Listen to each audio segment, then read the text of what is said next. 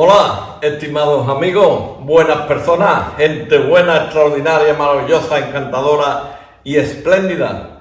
Un cordial, afectuoso, cariñoso y menos caluroso saludo ya, porque ya hoy la temperatura está más bien fresquilla. Bueno, pues antes de seguir hablándoles, aquí a la derecha de este servidor, de Dios y de todos ustedes, y a la izquierda de sus tablets, de sus teléfonos móviles, de su pantalla de televisión, tienen a esta gran persona, a este magnífico profesor, historiador, investigador, licenciado en Historia del Arte, y en fin, y académico de la Vélez de Guevara, y muchas más cosas, porque claro, me estoy extendiendo tanto en la presentación, porque como ya hemos hecho varios vídeos, pero como se han incorporado en el último año muchos de ustedes a la serie esta de vídeos, y con el amigo Clemente, es que el último vídeo que hicimos fue el 29 de septiembre. Don Clemente, buenos días, amigo. Buenos días, Rafael, que hace un año prácticamente. 29 de septiembre del 19, es que con él hacemos dos vídeos. Dos vídeos. Y el otro tocaba y nos pilló el confinamiento. Exactamente. Estamos de acuerdo. Entonces, bueno, pues me llamó el otro día, como es tan formal, y o sea, todo lo que tiene de buen profesor y de buen comunicador y de buen pedagogo y de buen escritor, lo tiene de persona, extraordinario.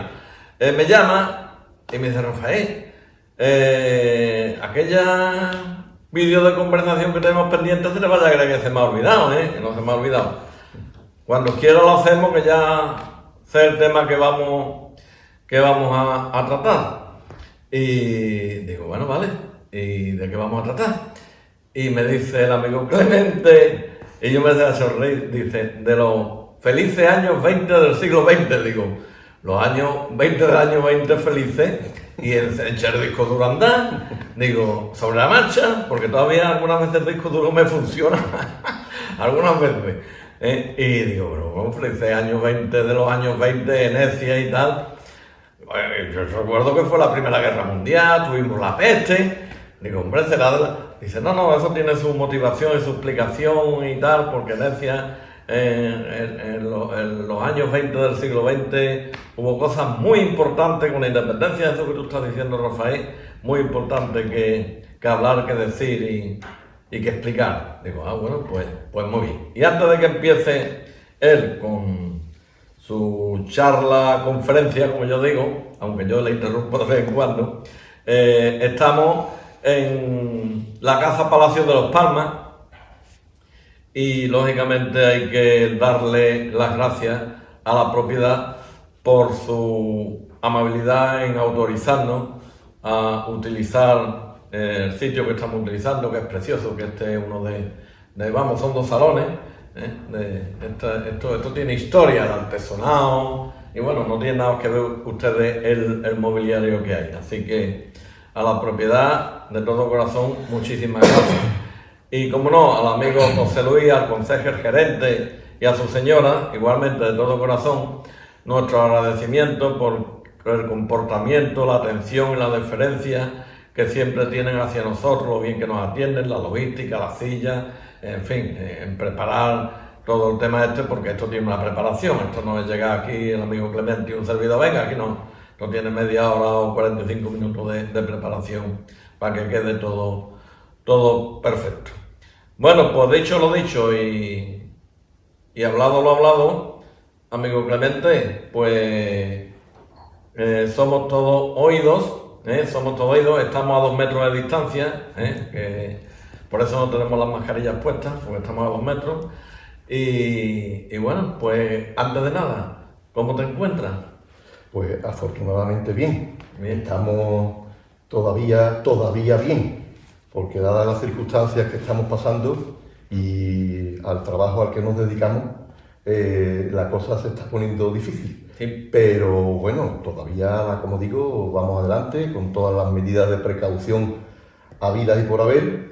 Pero claro, como a los que nos dedicamos, a lo que yo me dedico, pues también estamos en primera línea, sobre todo por las condiciones en las que nos encontramos, en aulas pequeñas, En general, el profesorado se encuentra con grupos donde no se pueden guardar las distancias de seguridad, por más que se quiera. Todo el mundo tiene que ir con mascarilla y claro, pues siempre cuando estamos en estas circunstancias, pues no es que te vayas a infectar ni te vayas a coger el virus, pero siempre hay que ir con más precaución todavía porque las condiciones, como digo, no son, por ejemplo, como las que tenemos aquí ahora mismo. No, aquí estamos nosotros solos, no hay nadie. Entonces, bueno, pues hay muchísimos compañeros que se encuentran en esas circunstancias y ya digo que, bueno, afortunadamente estamos bien, ¿eh? Y seguimos adelante y con ganas de seguir trabajando. Tú sigues dando clases en el San Fulgencio y en la Universidad de Córdoba. También, sí. Sí, somos en todos los sitios ahora mismo donde tanto en la enseñanza no universitaria como en la universitaria, pues han tomado las medidas que se han considerado más oportunas en unos lugares de una forma más concienzuda, en otros un poquito menos, pero claro, todo viene sobrevenido, ¿no? Estas cosas son así y muchas veces, bueno, hay que comprenderlas, aunque otras cosas es difícil comprenderlas, por las que los tenemos que sufrir y muchas veces con la incomprensión de personas que son ajenas a esta cuestión y que piensan que no, que se está de otra forma, ¿no? Entonces, bueno, pues ahí estamos intentando luchar lo más posible y bueno, que ojalá que esto no siga adelante, porque en la enseñanza es fundamental la presencialidad. Es decir, yo creo que no hay ningún profesor que diga o que postule que la no presencialidad continua sea buena para la enseñanza. O sea, que la teleeducación como el teletrabajo, ¿no? No, sí, verás. Sí. Y te lo digo yo porque llevo casi 23 años dando clases semipresenciales en el San Fulgencio, que es el centro donde se imparte este tipo de enseñanza secundaria y en bachillerato, en toda la comarca y más allá, ¿no? Me refiero a la no presencialidad continua, es decir, que se cierren los colegios y los institutos. Un colegio y un instituto cerrado no es bueno, ni para el profesor ni para el alumno. Ni para la sociedad. Ni para la sociedad, evidentemente, pero sobre todo yo me estoy refiriendo al hecho de la enseñanza-aprendizaje, ¿no? Lo que ocurre que, claro, hay que intentar que, ojalá fuese el término medio. Hay enseñanzas semipresenciales como la que, como digo, se da en el horario de tarde-noche en el Instituto San Fulgencio, en el que el alumnado es adulto y solamente vienen algunos días a la semana y el resto de días pues hacen sus clases a través de lo que se llama docencia o clase telemática, ¿no? Y entonces ahí hay un programa, hay ya una manera de trabajar. Pero claro, meter esto de lleno en una enseñanza diurna en la que el alumnado, y sobre todo los más pequeños, estoy hablando de, bueno, en el instituto llegan desde primero de eso, pero los colegios son todavía más chicos, en alumnado menor de edad y en edades más tempranas, pues esto se hace muy complicado porque no están habituados, porque también no todo el mundo tiene la misma disponibilidad de aparatos tecnológicos, de conexiones wifi, de todo esto, claro, y eso es lo que hace en este sentido que se prefiera la presencialidad para atender mejor, ¿no? y comunicar mejor lo que el profesorado quiere decir al alumnado y lo que recibe el alumnado. Pero claro está, que no se puede toda la presencialidad, pues al menos una semipresencialidad, pero estar como hemos estado en este último trimestre del curso pasado sin clase porque no había posibilidad, ya que estábamos confinados, pues la verdad que se ha hecho muy complicado. El profesorado ha tenido que hacer un esfuerzo ingente preparando una manera de enseñar a la que no estaba habituado y que no era la normal, ¿no? Entonces, afortunadamente, hoy día el nivel de preparación de todo el profesorado es muy bueno en este sentido y hay muchos medios, pero claro, medios que ha puesto el profesor por su cuenta, los medios materiales que ha puesto el profesor por su cuenta en su casa y el tiempo que ha dedicado todo el profesorado que ha hecho esto en su casa a preparar todo este material. No ha habido, perdón. Entonces, esto, por eso digo que estamos bien, pero dentro de una circunstancia que vaya a tener. Perdona, aunque nos salgamos un poquillo, pero bueno, los vídeos... Bueno, esto es un preámbulo. No, los vídeos de conversación son siempre así. Es que me llama la atención lo que estás diciendo. No ha habido por parte de los organismos competentes, de las instituciones responsables, instrucciones concretas a los centros escolares, institutos, universidades, a los centros de docencia. Es decir, miren ustedes, cuando abramos en septiembre, durante estos meses hemos estado un comité de personas, de profesores, de en fin, todas las personas que intervienen en docencia. Pues igual hay un hospital, hay médicos, hay cirujanos, los cirujanos son médicos también, hay personal de admisión, hay enfermeros, hay ATS.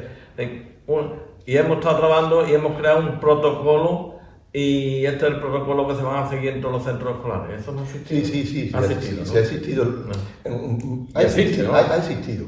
Durante el confinamiento ya se elaboraron las diferentes instituciones y organismos a los que pertenecemos, tanto lo que es el Ministerio de Educación como lo que es la Consejería de Educación y Deporte aquí en Andalucía.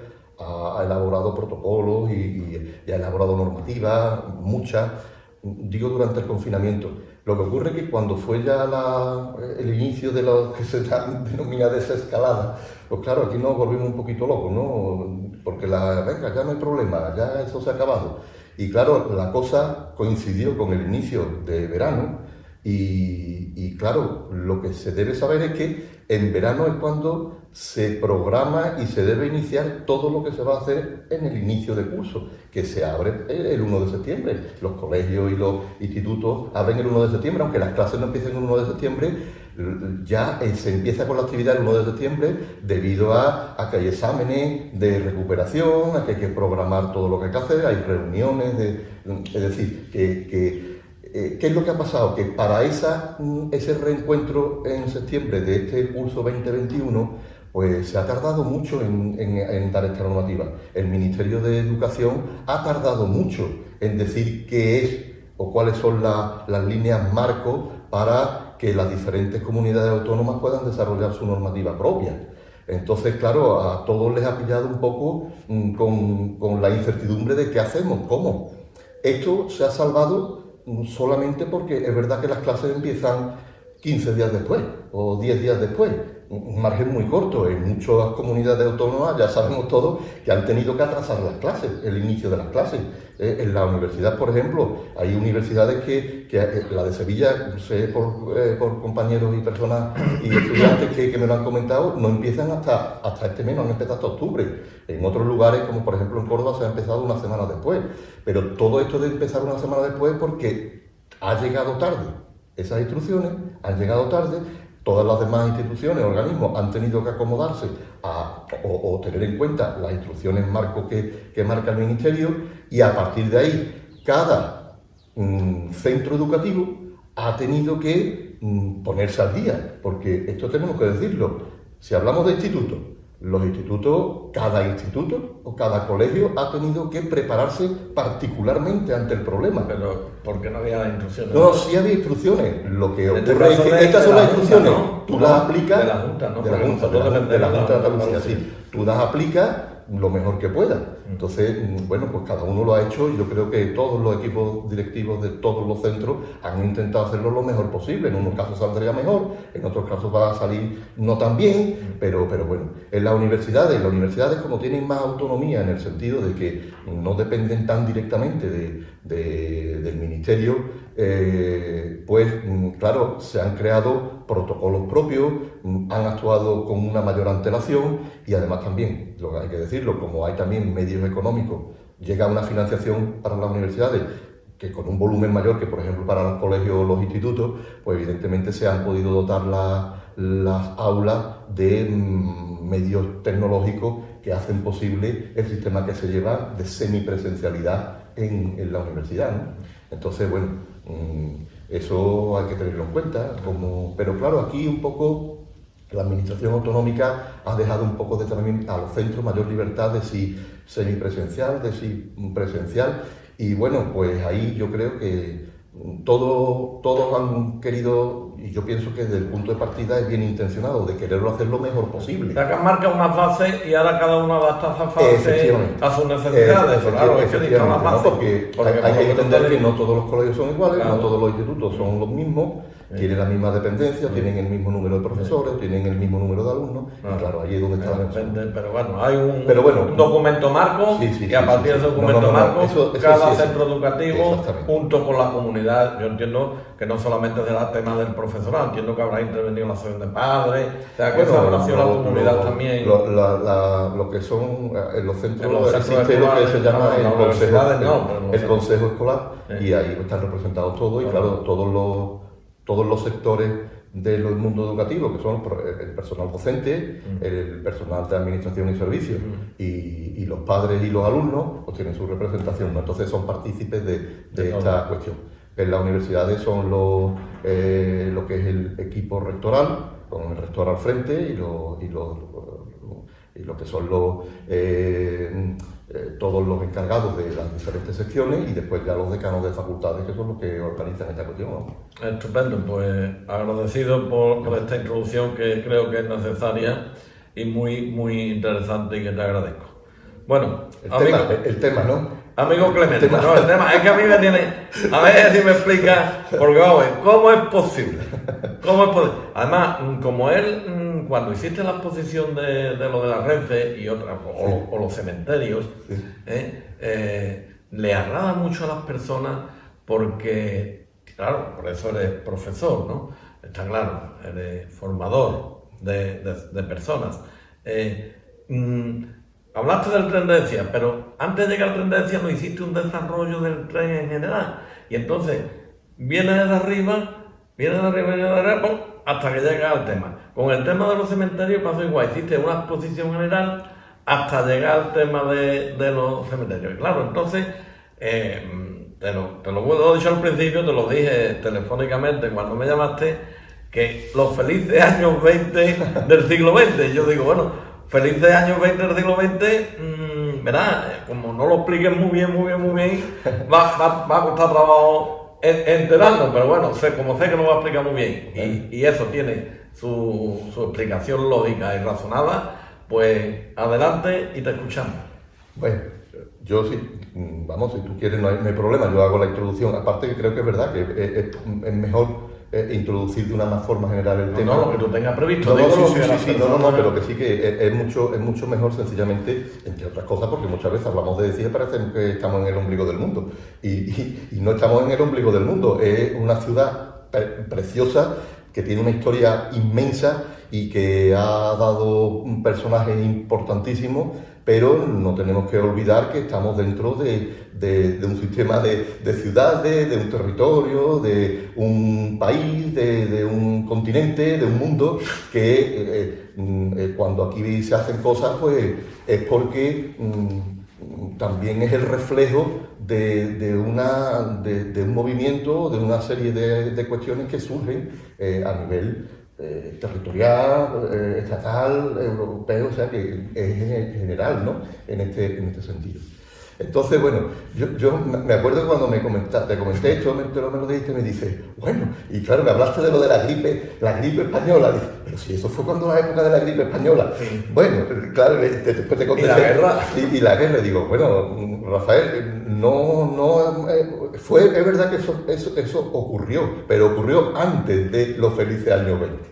Que fue lo que te comenté, porque la gripe española, realmente cuando el periodo en el que se produjo fue de 1918 a 1920. En el verano de 1920 se acabó la gripe española. Se acabó tal como vino, se acabó. Y la Primera Guerra Mundial terminó en 1917. O sea pero claro, pero no, el término felices años 20 es un término eufemístico. Es para un título de película. No, pero bueno, es que así es como se conoce en la historia y está ya fijado desde hace muchas décadas. Pero está hablando de 1910 a 1920. No, la década, los felices años 20 es la década de los 20, es decir, de 1920 a 1930. Ah, perdón, es que entonces yo estaba en un error. Claro. Es que yo me creí que los felices años 20 iba de 1910 a 1920. No. Es de 1920 Claro, a 1930. es la década, cuando hablamos de las décadas Vale, de 1920, vale. es la década del 20 al 30. Vale, es la década. Entonces, Pero digo que es un término que se usa en historia y que se conoce, bueno, en todos los ámbitos que, bueno, literarios y todo, ¿no? Y culturales. Pero digo que es un término eufemístico porque da la sensación cuando se le menciona que bueno, que aquello fue una maravilla, fue un momento histórico en la que la sociedad parece que no estaba exenta de todo problema, todo el mundo era feliz, era la época de los bailes estos del canca, todo esto de las falditas, las falditas estas de flequito. De todo el bolín rojo de París. Bueno, realmente desde el punto de vista cultural, sí que hubo un auge y fue prácticamente el inicio o el seguimiento de lo que un poquito antes se va a conocer como la modernidad, porque realmente en los años 20, en esta década de los años 20, desde 1919 a 1920, lo que se produce culturalmente hablando es un avance muy moderno en cuanto a cambiar gustos estéticos, en cuanto a cambiar ideas sobre el papel, por ejemplo, de la mujer en la sociedad. Y bueno, en unos países tuvo un mayor reflejo, en otros menos, pero en ese aspecto los felices años 20 fue una década de apertura social, de quitarse ese cohibimiento que se venía padeciendo, ¿no?, desde el siglo XIX y sobre todo, bueno, pues como ya digo, en el punto de vista artístico, por ejemplo, surgen lo que se denominó y se denomina, ¿no? En arquitectura, por ejemplo, el movimiento moderno en la arquitectura. Surgen figuras como Le Corbusier que revoluciona la manera de concebir la construcción de edificios, ¿no? Con lo que se conoce como el racionalismo arquitectónico. Aparecen las líneas rectas en los edificios, esos tipos de arquitectura prácticamente exentos completamente de decoración. Pero aparece también, por otro lado, un tipo de literatura también diferente, ¿no? Con otros aires también más modernos. Aparece, por ejemplo, también el inicio del desarrollo de un arte que es muy importante, que es el cine. La cinematografía en los años 20 comienza a adquirir un auge importante y en esa cinematografía se refleja, por ejemplo, en las películas de los años 20 se refleja ese cambio en los gustos estéticos y en la manera de percibir la belleza y de percibir la forma. Por eso digo que en esta, no me quiero extender mucho en esta cuestión, porque es muy interesante, ¿no? Yo simplemente lo apunto porque también es verdad que en ese aspecto hubo un momento de bastante actividad, ¿no? De bastante actividad cultural. Y bueno, pues se puede ver y rastrear en esto que estoy diciendo, pues ese ambiente de inquietud intelectual y cultural que da lugar pues a verdaderas obras maestras en todos los campos culturales. También, como digo, avances sociales interesantes también, aunque, como digo, siempre hay que tomarlo estas cosas no de forma total, sino de forma general. Cuando hablamos de avances sociales en algunas cosas, en otras no. Bueno, pues por eso es lo de eufemísticamente los años 20, porque se dice felices años 20, pero realmente lo de felices años se utiliza un poco y esconde una realidad que en el mundo fue bastante más dura, ¿no? Y más cruda, porque la década de los 20 fue una década muy convulsa. El final de la década de 1910 a 1920 y la década de los 20 realmente en cuanto a lo que es política, en cuanto a lo que es economía, en cuanto a lo que es a sociedad, realmente fue muy convulsa y bueno, muy dura y muy premonitoria de lo que iba a pasar después.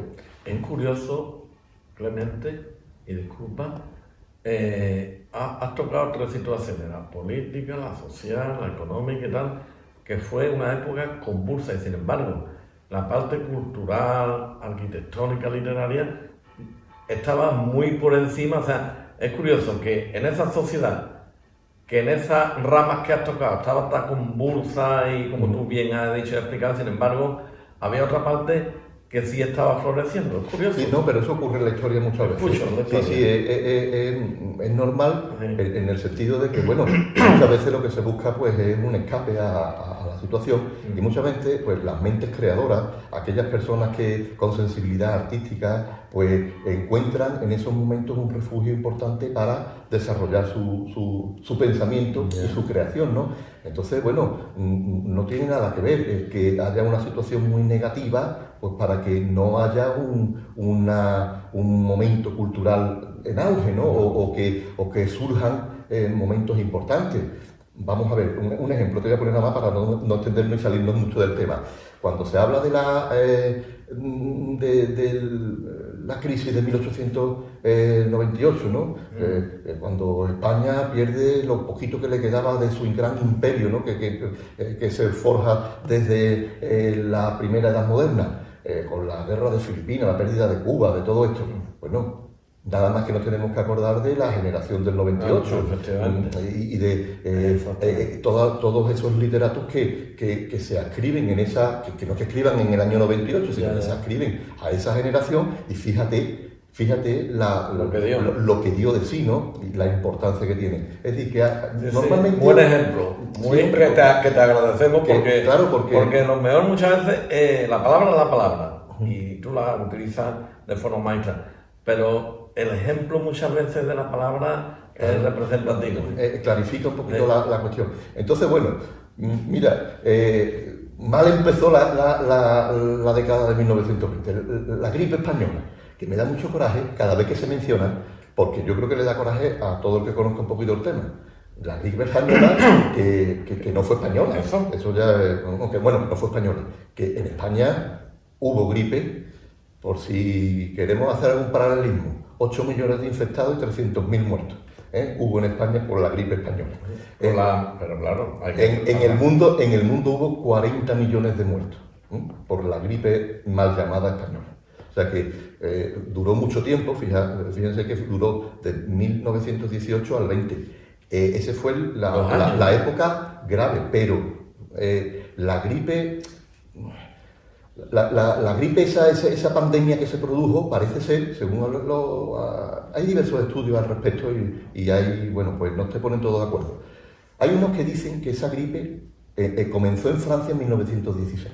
Hay otros estudios muy buenos también que dicen que comenzó un año después, en 1917, en China, por investigaciones que se han hecho. Pero hay otros estudios, y parece ser que son en los que más coinciden, que el inicio de la gripe se produjo pues, la primera mitad del del 1918 en una base militar norteamericana. Parece ser que han dado, los que se dedican a la historia de estas cosas, de estas pandemias, pues parece ser que fue en una base militar norteamericana donde se produjeron los primeros casos. Y de ahí... Hay 3 sitios. Sí, pero la que más se defiende es esta última que te estoy diciendo. Y de ahí se extendió ya por todo el mundo. Bueno, si alguien tiene curiosidad, porque ya en internet se pueden buscar, miren periódicos de 1918 y 1919 y van a ver ustedes muchos anuncios de que hay que ponerse las mascarillas, que las mascarillas son muy importantes, pero claro, la tecnología de aquel momento no era la de hoy, ni la posibilidad de llegar a los medios preventivos no son como los que tenemos ahora. Y por tanto, aquella fecha se extendió mucho. Lo de la gripe española... tenemos mala suerte, porque en España lo quisimos hacer lo mejor posible. ¿Y qué ocurre? Fíjense, es que en 1918 estábamos en plena Primera Guerra Mundial. El hecho de que se extendiera tanto fue porque los norteamericanos participaron en la Primera Guerra Mundial, el ejército, y como surge en una base militar, fueron las tropas probablemente norteamericanas las que difundieran la gripe por todos lados. Cuando se habla de guerra mundial estamos hablando que ahí intervienen países de todo el mundo, de todos los continentes. Pero España no intervino en la Primera Guerra Mundial. España fue un país neutral, entre otros pocos, de los países que se pueden considerar relevantes en estos momentos. Entonces, España en esos momentos no estaba centrado su gobierno ni sus instituciones en la guerra. Claro, y entonces lo que ocurrió fue, fíjense en esto, lo que ocurrió fue que el propio gobierno, pues haciéndolo bien, daba mucha información pública sobre los casos que había de gripe, los muertos que había, cómo iba evolucionando la pandemia en esos momentos en España. Estábamos haciéndolo muy bien, lo que no hacían otros países. Sin embargo, un corresponsal del periódico The Times, un periódico que tenía entonces ya tenía entonces una relevancia mundial importante, pues como la información más fidedigna que tenía la recibía aquí en España, pues en uno de sus artículos utilizó el término gripe española. Y claro, ese término de gripe española a través de la prensa internacional cundió y todo el mundo terminó diciendo la gripe española. Hay que ver, curioso, Pues, el origen de las cosas. Pues por eso tuvimos la mala suerte de la gripe española que se llamase española. Bueno, esto lo he contado simplemente por la referencia que tú me hiciste, ¿no? Sí. Y bueno, eso fue un caso catastrófico, una pandemia catastrófica, ya digo, con 40 millones de muertos en el mundo, pero es que después, mientras se estaba desarrollando la Primera Guerra Mundial. La Primera Guerra Mundial que destrozó Europa, destrozó excepto los países neutrales, pues el resto de países en los que se convirtieron campos de batalla quedaron completamente destrozados y una sociedad mal parada, con infraestructura completamente destruida, con un volumen y un índice de mortalidad tremendo, sobre todo en lo que son los tramos de los hombres que participaban en la guerra, aunque también hubo fallecimientos civiles, ¿no? Pero no tantos como militares. Además, esa guerra fue una guerra todavía, todas las guerras son cruentas, pero esta fue, y todo el mundo tiene en mente, ¿no? La guerra de trinchera, lo que era eso, ¿no? Esos avances en los que de forma inútil, por querer conquistar 500 metros, morían miles y miles de soldados, ¿no? Soldados en plena juventud. Es terrible y es algo que no nos sirvió para que no sucediese más, porque ya sabemos que después fue la otra. Entonces, claro, con estas perspectivas, ¿cómo iban a ser felices los años 20? Bueno, y se me olvida la tercera gran convulsión a nivel europeo, pero que también tuvo una repercusión a nivel mundial, que fue la Revolución Rusa. La Revolución Rusa se produce justo en plena Primera Guerra Mundial. ¿Eso que los romanos? No. Claro, eso fue cuando asesinaron a los romanos. Claro, la Revolución Rusa fue lo que trajo... Pero no nos pilla tan lejos.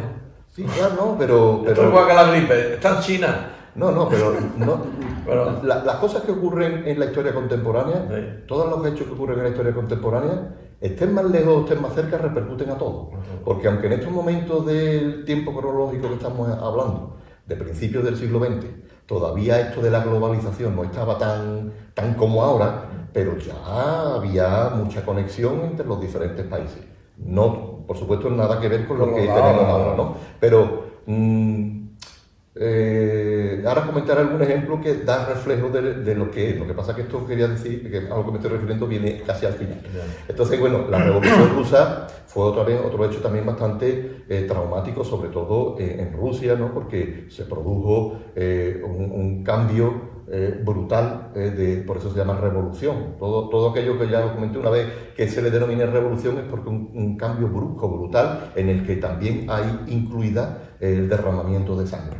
Y en este caso, pues lo que fue la aparición del bolchevismo, es decir, el comunismo más radical en la Unión Soviética por Lenin, pues conllevó a que ese cambio que se estaba produciendo de un sistema absolutista prácticamente, de los Romanov, como tú has dicho, ¿no?, a un sistema parlamentario, pues reventó en un momento dado y, provocó, por ejemplo, que las tropas rusas que había luchando en la Primera Guerra Mundial con los aliados se retirasen en masa y esas tropas, pues, mayoritariamente apoyaron a los bolcheviques en lo que fue la guerra civil en Rusia, que dio lugar al nacimiento de la Unión de Repúblicas Socialistas Soviéticas y el totalitarismo comunista que se impuso en la Unión Soviética a partir de esos momentos. Entonces, claro, nos encontramos con una Europa en la que surge una nueva forma de entender el poder y de administrar el poder.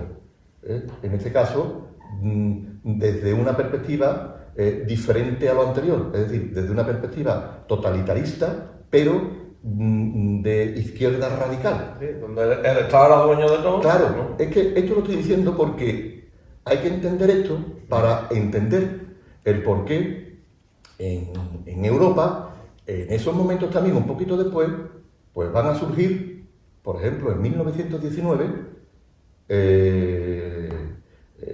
lo que son los movimientos fascistas, el fascismo italiano.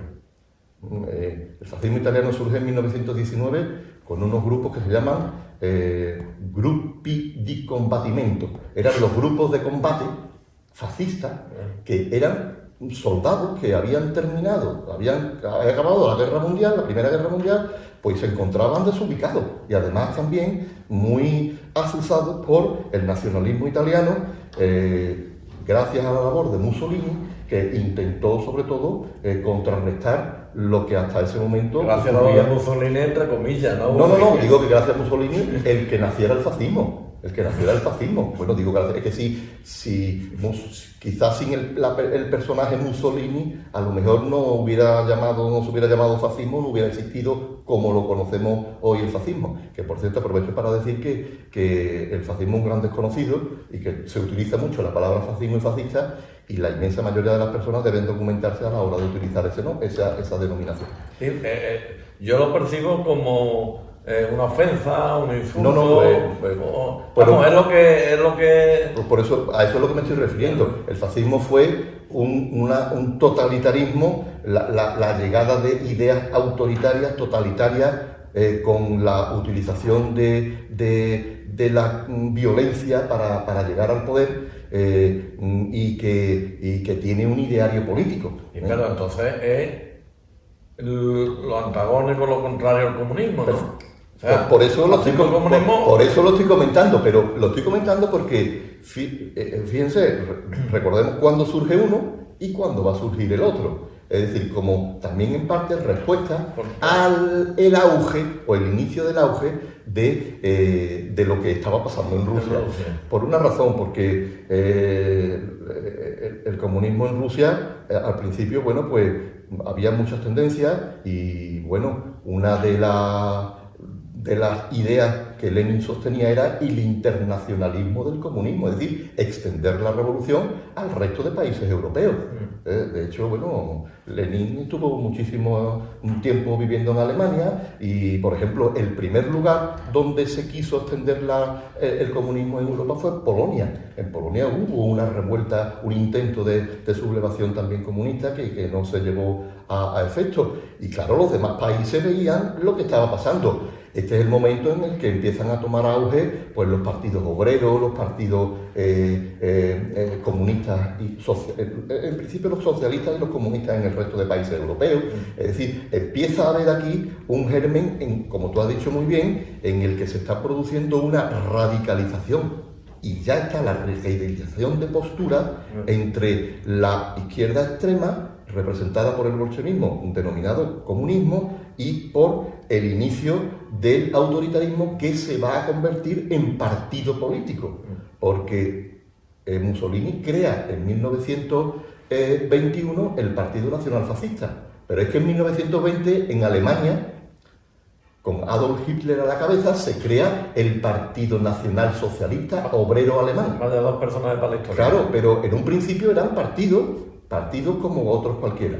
Y claro, se generan estas dicotomías y todo surge sobre todo como consecuencia, entre otras muchas, de la Primera Guerra Mundial y del cierre en falso de la Primera Guerra Mundial con lo que fue el Tratado de Versalles, que realmente ese tratado dejó a Europa a los pies de los caballos, por la ambición de algunos, por la venganza desmedida de las potencias que entonces se llamaban democráticas, de exigencia a Alemania y a los perdedores, ¿no? Entonces ahí se empieza a generar porque aunque Italia formó parte de los aliados en estos momentos, Italia quedó insatisfecha del reparto que se hizo en el Tratado de Versalles, porque bueno, él reclamaba unos territorios, el Fiume, por ejemplo, Trieste, que están muy en la zona con lo que hoy día es Croacia, la Dalmacia, que hoy día también está en esa zona, y no cogió nada. Entonces ahí había unas reivindicaciones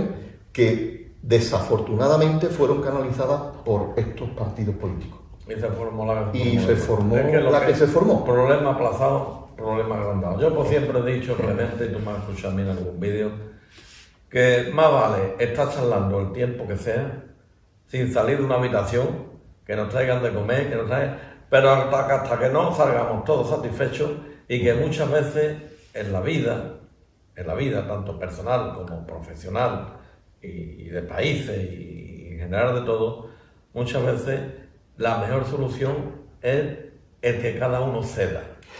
El que cada uno ceda. Sí, Yo sí. creo que a lo largo de la historia, y tú que eres historiador, posiblemente lo podrás certificar o corregirme.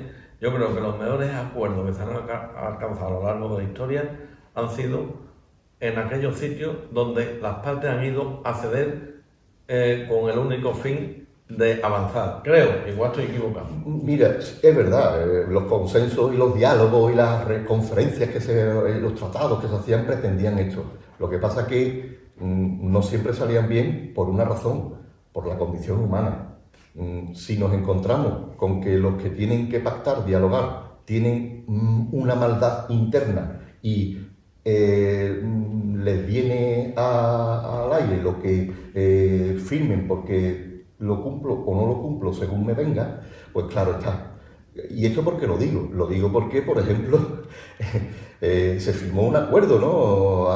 Para intentar evitar la Segunda Guerra Mundial, y aquello queda un papel mojado. Hitler y Stalin firmaron un acuerdo para no atacarse. Y lo firmaron, ¿no? Para no atacarse. Stalin, ¿por qué lo firma con Hitler? Pues porque lo firma para aprovecharse e invadir Polonia y aumentar territorio. Hitler, ¿por qué lo firma? Lo firma porque no quiere que la Unión Soviética, que en ese momento estaba muy potente, le dijera, oye, o ayudar a algunos países que estaba atacando.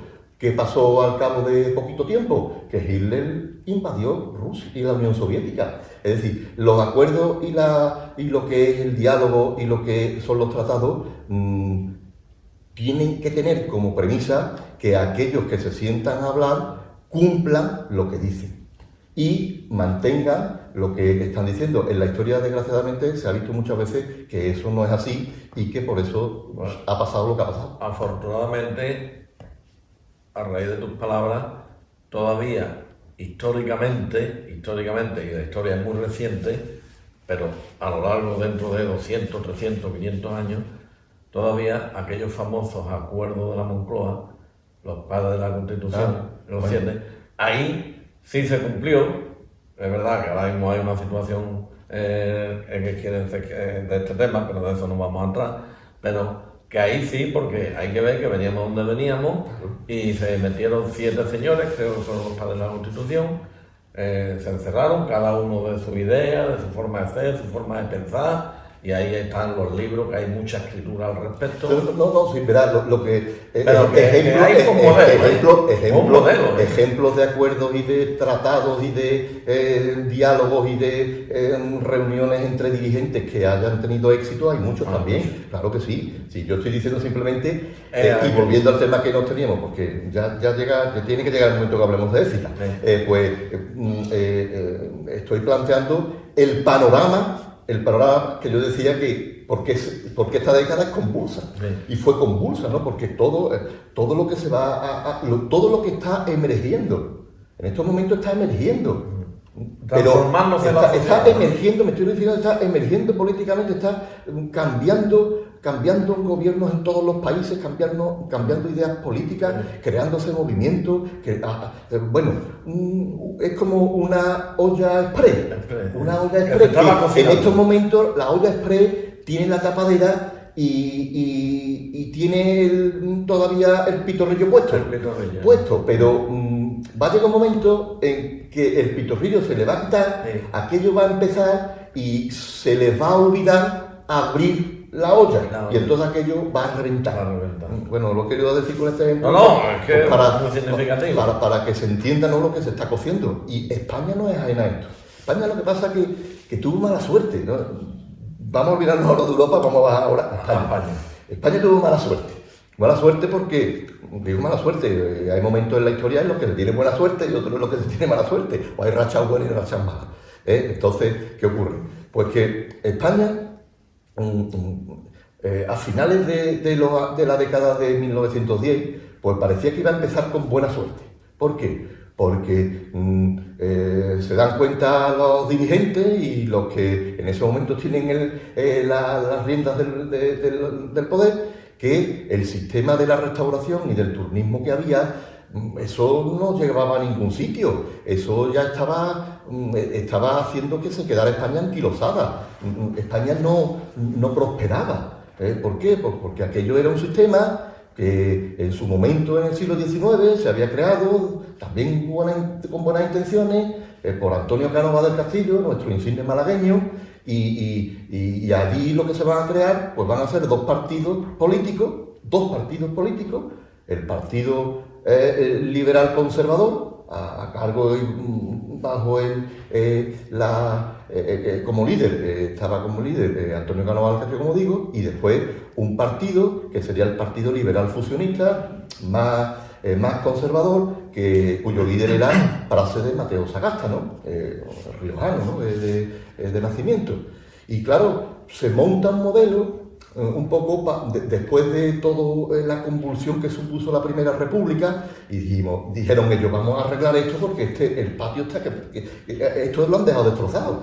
Y entonces, con buena intención en un principio, dijeron, mira, vamos a retomar esa participación en la política de los más privilegiados, los que tenían más dotes intelectuales, los que podían acceder a esta, y vamos a arreglar el país en consonancia con la monarquía que tenemos, ¿no? La monarquía alfonsina en ese momento, que era, bueno, había sido el heredero de la de Isabel II. Entonces se crean estos dos partidos que agrupaban muchos partidos, muchos grupúsculos, y ellos deciden que se van a turnar en el poder, es decir, que unos años van a gobernar uno y otros años gobiernan otro. ¿Quién nombra? Pero una manera muy curiosa, porque ¿quién nombraba al gobierno? Lo nombraba el rey. Por eso lo de conocer estos partidos como partidos dinásticos. El rey nombraba al gobierno. Y ahora, el gobierno nombrado proclamaba un periodo electoral. Se abren elecciones. Y ahora, claro, esas elecciones siempre se promulgaban para que el partido que había nombrado el rey pues fuera el que ganase, ¿no? De ahí surge el caciquismo, ¿no? El que se procurase por todos los medios que ganase el rey, el gobierno, el partido del gobierno que había nombrado el rey.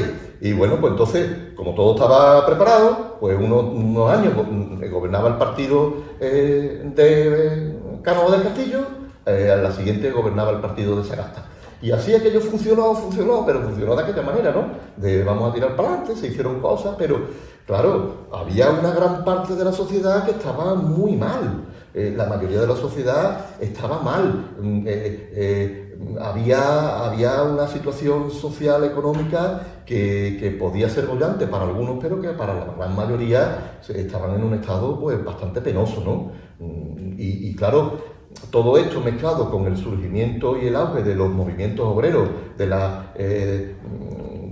lo que es la participación cada vez mayor y presencia cada vez mayor en el mundo obrero, de partidos políticos, de sindicatos, ¿no? Que ya existían, pero bueno, que en los primeros años del siglo XX pues van a cada vez estar más reivindicativos.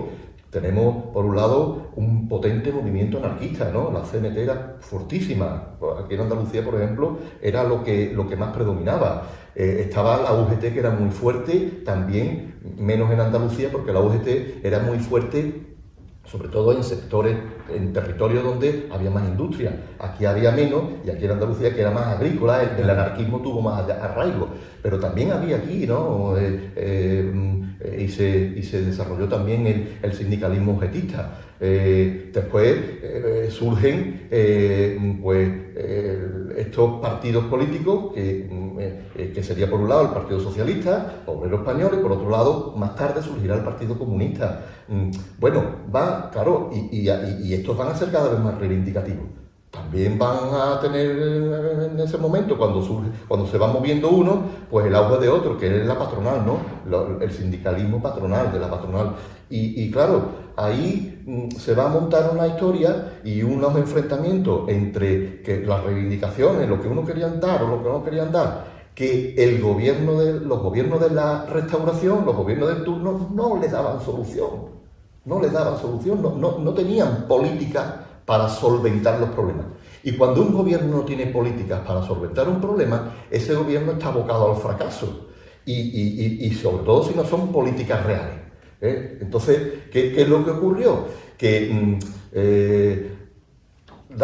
hay que darse cuenta que hay que tener en cuenta muchas cosas, ¿no? Porque muchas veces dice, la historia es contar cosas y ya está. No, en la historia hay que tener en cuenta y dar pasos adelante y atrás, tener en cuenta muchos hechos de política, de economía, de sociedad. ¿Por qué? Pues para encajar e intentar comprender qué es la historia, comprender realmente lo que ocurre. Voy a terminar con la idea que estoy diciendo.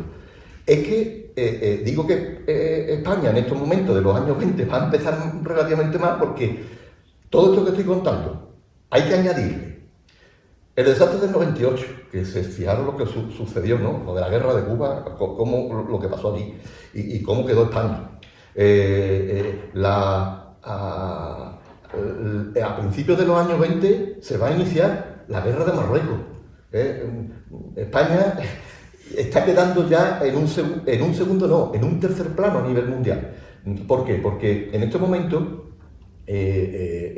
las potencias occidentales, no solamente europeas, sino ya los Estados Unidos, como después veremos, pues van a empezar a tener, van a empezar a descollar algunos países. Y entre ellos realmente lo que se van a hacer es repartirse el mundo. Es lo que se denomina la etapa de los imperialismos, la última etapa de los imperialismos, ¿no? Y aquí, por ejemplo, pues Gran Bretaña, Francia, la propia Rusia, los Estados Unidos, mucho menos, pero sobre todo en América, en el resto de continentes no, pues lo que van es un poco pues, a influir y a través de su poder crear sus colonias. España en este juego de las colonias, dado que había perdido la de Cuba, la de las Filipinas, había perdido Cuba, pues España quedó muy al margen en ese reparto que se hacía en esas conferencias que las potencias hacían entre ellas creyéndose que eran el mundo y que no existían otros lugares. Pues España quedó ahí ya muy marginada.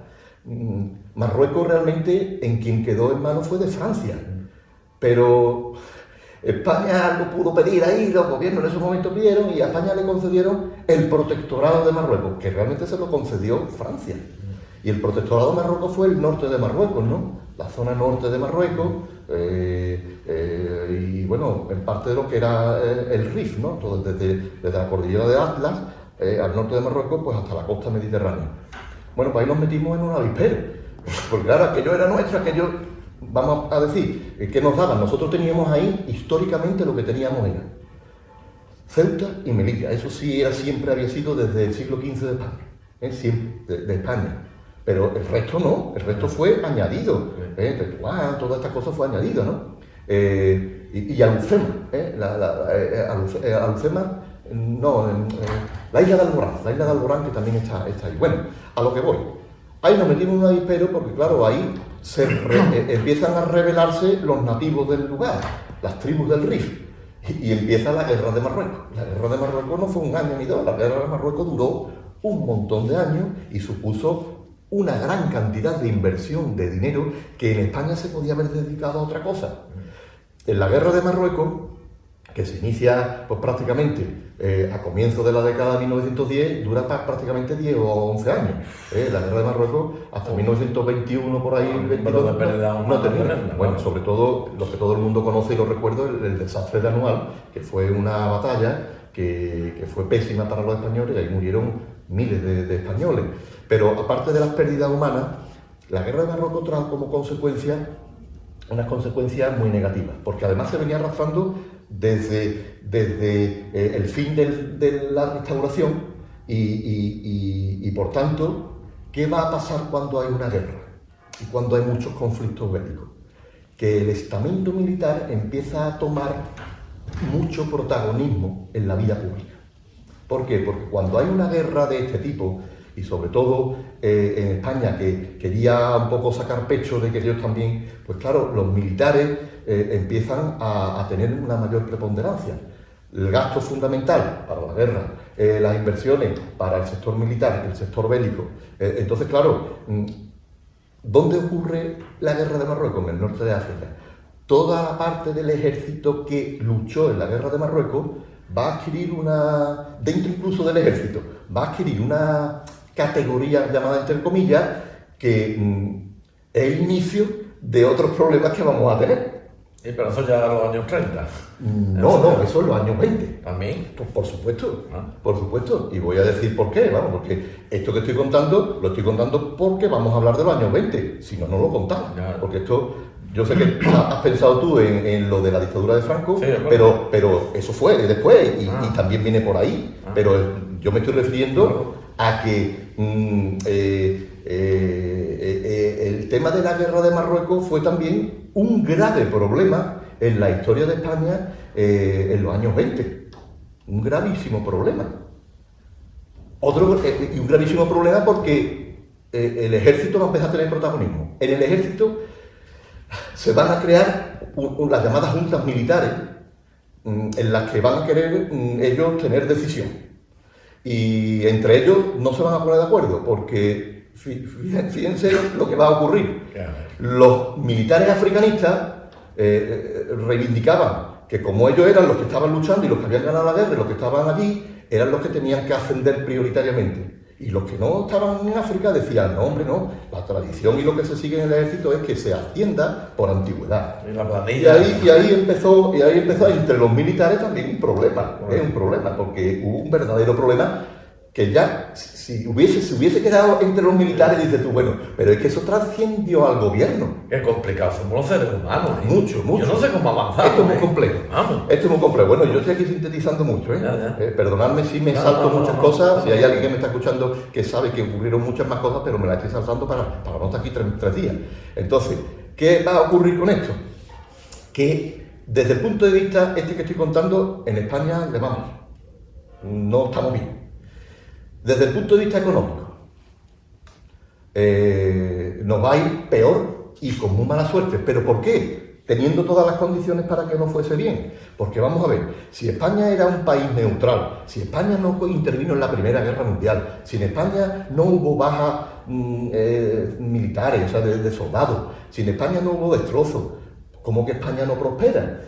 Cuando en España, al ser un país neutral, lo que se produjo en ese momento, lo que se produjo fue una gran expansión comercial y producción de materiales para abastecer a los países en guerra. Es decir, en las zonas industrializadas de España, y fíjate lo que estoy diciendo, zonas industrializadas de España, desgraciadamente no todo el territorio, sobre todo Cataluña, País Vasco, en la cornisa cantábrica, pues lo que se produce es una explosión industrial, las fábricas están a tope, las fábricas producen a tope, pues todo para exportar esos productos a los países que los demandaban porque no tenían industria. Máscaras antigas, uniforme, comida, de todo, zapatos, de todo. Claro, eso dice un hombre, qué bien, económicamente pegamos un empujón, pero claro, ¿qué problema hubo? Que ahí se beneficiaron unos cuantos nada más en España. Y digo unos cuantos porque, claro, hubo empresas, fábricas, los trabajadores de las fábricas que estuvieron en muy buena situación. Pero esa excesiva producción para unos sectores determinados provocó el desabastecimiento general en España y el alza de los precios. Claro, como todo se dedicaba, o la mayoría, a la exportación, aquí en España había menos. Y lo que había subía de precio. ¿A quién perjudicó eso? Al pueblo. A las clases populares, a lo que era el agricultor, el pequeño comerciante, es decir, a la población en general.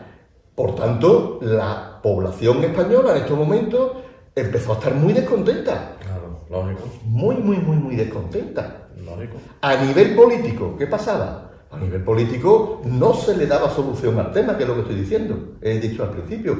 Al no darle solución al tema y los diferentes partidos políticos no ponerse de acuerdo, empiezan aquí a buscar al salvador de la patria.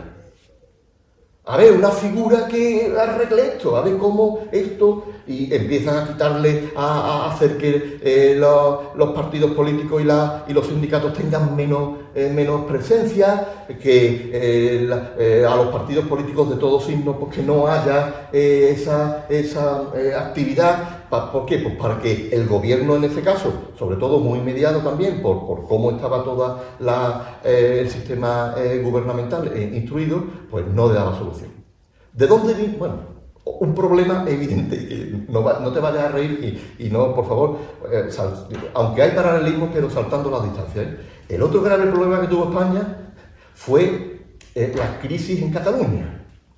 En estos momentos, de finales de los años 20 y principios del año 20, surge lo que se denominó la Liga Regionalista, con la figura de Cambó, Francesc Cambó, que tan endiosado lo tienen los nacionalistas catalanes. La Liga Nacionalista empezó a reivindicar, claro, a río revuelto, lo que se busca es a ver de dónde pillo. Y entonces en estos momentos, con Cambó a la cabeza, pues empezaron a haber unos movimientos en los que se pretendía pues más poder, en este caso en Cataluña. Esa Liga Regionalista lo que hacía era intentar unificar muchos grupos, muchos partidos de ámbito nacionalista catalán, pues para cada vez tener más poder en ese territorio. Eso fue un hecho añadido. Pero ahora, ¿y por qué estoy diciendo esto también? Porque aquí está el quid de la cuestión para los años 20 en España. En Cataluña, en el ejército, ¿quién era el capitán general entonces de Cataluña? Don Miguel Primo de Rivera. Don Miguel Primo de Rivera era el mando supremo en Cataluña. Don Miguel Primo de Rivera era un jersano avezado y una persona con una personalidad muy potente y azuzado por la burguesía catalana y por parte del ejército y por otros sectores, dice: esto lo arreglo yo ya. ¡Pum! Golpe de Estado. ¿Eso qué año fue? 1923. 1923. Tenemos que tener en cuenta que antes de 1923, los años esos antes de 1923, los 3 años, en la historia de España se le denomina el trienio bolchevique y que coincide con los años de la Revolución Rusa y que coincide con el querer también por parte de aquellas personas que tenían esa ideología traer a España el comunismo. Pues Clemente, te voy a decir una cosa. Va a tener que dar un giro radical a la conversación para que logremos, o por lo menos este servidor, que soy muy bruto, los felices años 20, porque vamos, es que ahora mismo no hay nada más que cosas negativas. Yo he dicho al principio, Rafael, que la palabra, el término feliz año 20 es un eufemismo. Ya. Pero también tiene su parte positiva, ahora lo veremos. Vale. Porque ahora mismo estamos en España todavía, Estamos en España todavía, ahora bajaremos a Andalucía y a Écija, concretamente, no vamos a extendernos mucho más. Bueno, pues ante todo la convulsión, todo el movimiento que había, porque había muchísimos jaleos, la huelga general que hubo, por ejemplo, de trabajadores, ¿no? Convocada en los ámbitos industriales por la UGT y en el resto de ámbitos económicos por la CNT. Eso fue una huelga revolucionaria y eso fue, una huelga tremenda, ¿no? La que se produjo en todo el territorio español. Claro, viendo lo que había, pues el Salvador de la Patria tardaría poco en llegar, pero ya no solamente de motu propio, sino azuzado por sectores, y es curioso que la propia burguesía catalana quisiera, ¿no? Porque claro, lo que buscaban era sobre todo el que hubiese una autoridad para yo seguir teniendo beneficios. Porque era en realidad lo que querían, tranquilidad, para que la cosa no se vaya de madre, ¿no? Bueno, pues se inicia la dictadura de don Miguel Primo de Rivera. Y claro, la dictadura de don Miguel Primo de Rivera, su origen no era hacer el mal a España, evidentemente, para él y para sus seguidores, lo que pretendía era que España fuese otra cosa, que en España hubiese otra política y que hubiese otra política económica, otra política social, otra manera de llevar las cosas para que España se hiciese más activa, que el progreso viniese. Eso entendido por ellos. Claro, es lo que les lleva a querer el poder, porque nadie quiere alcanzar el poder para poner la cosa peor. La cosa se pondrá peor después y para muchos sectores, para otros les irá muy bien.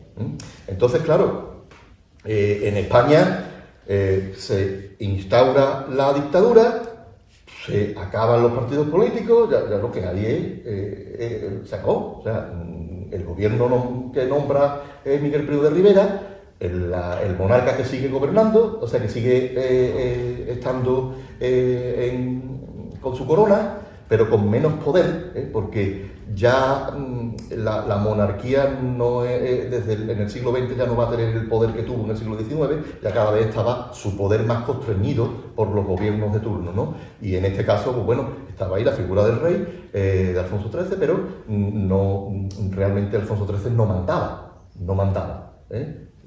Y esto hay que saberlo, el que mandaba era Miguel Primo de Rivera y su gobierno, puesto por él. Pero Miguel Primo de Rivera y su gobierno quisieron, a pesar de la dictadura, quisieron darle un viso un poquito como de democrático, vamos a hacer algo para que esto no parezca tan dictadura. 1923 Primo de Rivera, 1921 Mussolini, 1922 Hitler, 1922-23 entra en el poder Stalin. O sea que, y en otros países europeos se están también creando dictaduras de diferentes signos, sobre todo de signos más ultraconservador, más que ultra izquierdista, ¿no? Pero el momento político lo que se busca es intentar salvar los papeles. En España eso se intentó, pero claro, bueno, y de manera que cambia el panorama. Miguel Primo de Rivera, uno de sus objetivos, según sus escritos, y lo que después ocurrió fue que querer acabar con el turnismo. Vamos a dejar ya esta política de partido, de turno, uno tú, ahora yo, porque eso se ha visto que no funciona. Lo que va a funcionar va a ser lo mío. Vale, bueno, pues ahí quedó la cosa. Se perdieron muchas libertades, porque ya no había libertad no hubo pérdida de libertad de pensamiento, porque yo podía seguir pensando lo que quisiera, pero no ejercer esa libertad de pensamiento, que es lo peligroso y lo maligno que tiene una dictadura, la pérdida de la libertad de pensamiento, de ejercicio de la libertad de pensamiento. Y por tanto, bueno, pues cambia el panorama en España. Pero claro, cambia el panorama, se pierden muchas libertades, pero en otros aspectos resulta que las actuaciones que se llevan a cabo por parte del gobierno de Primo de Rivera van encaminadas a intentar salvar los muebles entre comillas, de la economía, y salvar también la gobernabilidad y el bienestar de la población, porque también lo pretendía. Lo que pasa es que, claro, eso es el objetivo. Después, a la hora de ponerlo en marcha, pues ya se vio, y ya esto es súper estudiado en la historia, que los resultados fueron nefastos. Bueno, en este sentido que estoy diciendo, uno de los aspectos primordiales que se quiso realizar fue cambiar la dinámica organizativa y de funcionamiento de las diputaciones y de los ayuntamientos en España. Entonces, aquí lo que se va a hacer es que se va a encargar Carlos Sotelo, fíjate, porque ahora esto es una cosa que venía un poquito de antes, pero que ahora cuando se le da forma. Se va a redactar lo que se denominó el Estatuto Municipal. El Estatuto Municipal se redacta en 1924 y el Estatuto Municipal lo que quiere es cambiar, como he dicho, ese funcionamiento de diputaciones y de ayuntamientos. De hecho, las diputaciones lo que quieren es un poco dejarlas más al margen, que no tuviesen tanta relevancia, y darle una mayor autonomía a los municipios. El Estatuto Municipal de 1924 lo que pretendía era que el ayuntamiento fuese más autónomo, que su política de inversiones, de actuación, no dependiese tanto de las directrices del Estado. Esto suena raro, ¿verdad? Pero es realmente de la pretensión que tenía el Estatuto Municipal, entre otras, ¿no? Y, sobre todo, atender a la inversión en urbanismo, infraestructura y servicios públicos en la ciudad. Claro, visto desde esa perspectiva, pues el Estatuto Municipal dio esas normas, dio ese contenido teórico, ese sustento normativo para que los ayuntamientos pudiesen actuar. Hubo ayuntamientos que tuvieron más suerte y otros menos suerte. Pero en aquellos en los que se actuó bien, pues supuso un avance muy importante, muy importante. En realidad, para ya dejarlo del Estatuto Municipal y no hablar más de él y centrarme más en Écija, los resultados no fueron tan buenos como los que pretendía el Estatuto Municipal. Porque si el objetivo era el que he dicho, realmente no se consiguió de la misma forma. ¿Por qué? Pues porque, miren, los ayuntamientos, al no haber al no ser un sistema democrático, pero quererle dar un viso democrático, pues los que iban a ocupar la alcaldía y las concejalías, pues prácticamente iban a ser ya previstos por el poder. Se elegían por parte, de forma libre, se elegían los 2/3 de los, pero eso en toda España, en los municipios me refiero de mayor de 10.000 habitantes. 1923, ¿no? Sí, sí, a partir de 1923. El estatuto fue en el 24, pues todo esto a partir del 24. Los ayuntamientos se elegían de mayor de 10.000 habitantes, 2/3 era por elección y 1/3 se elegían entre los miembros, entre lo que eran los directores de las asociaciones y agrupaciones que había en las localidades. Pues yo, la Liga de Comercio, lo que era la Asociación de Banqueros, no sé cuántos, de ahí es donde se elegían, ¿no? 1/3. 1/3. Y los otros 2/3, claro, eran del pueblo. Pero ¿de qué parte del pueblo eran esos 2/3? Pues realmente eran de la parte del pueblo que proponía las autoridades que mandaban. Porque no era una elección libre, vamos a ver, aquí no era una elección totalmente libre. Claro, que se quería vender como elección. Pero... Claro, se proponía una lista, pero y se elegía en una lista, pero ¿quiénes iban en la lista? Lo que le interesaba a los que gobernaban. Claro, entonces, pues ahí está la cosa. Ahí está la cosa, que entonces los que salían, pues realmente eran diferentes a los que salían, o algunos eran diferentes a los que salían cuando estaba el turnismo, pero realmente lo que se produjo fue un cambio de cromos, ¿no? Quitar a uno para ponerse otro, pero la dinámica fue la misma. Entonces aquello duró... Duró hasta el 28 de enero de 1930. Ya, 6 años, ¿no?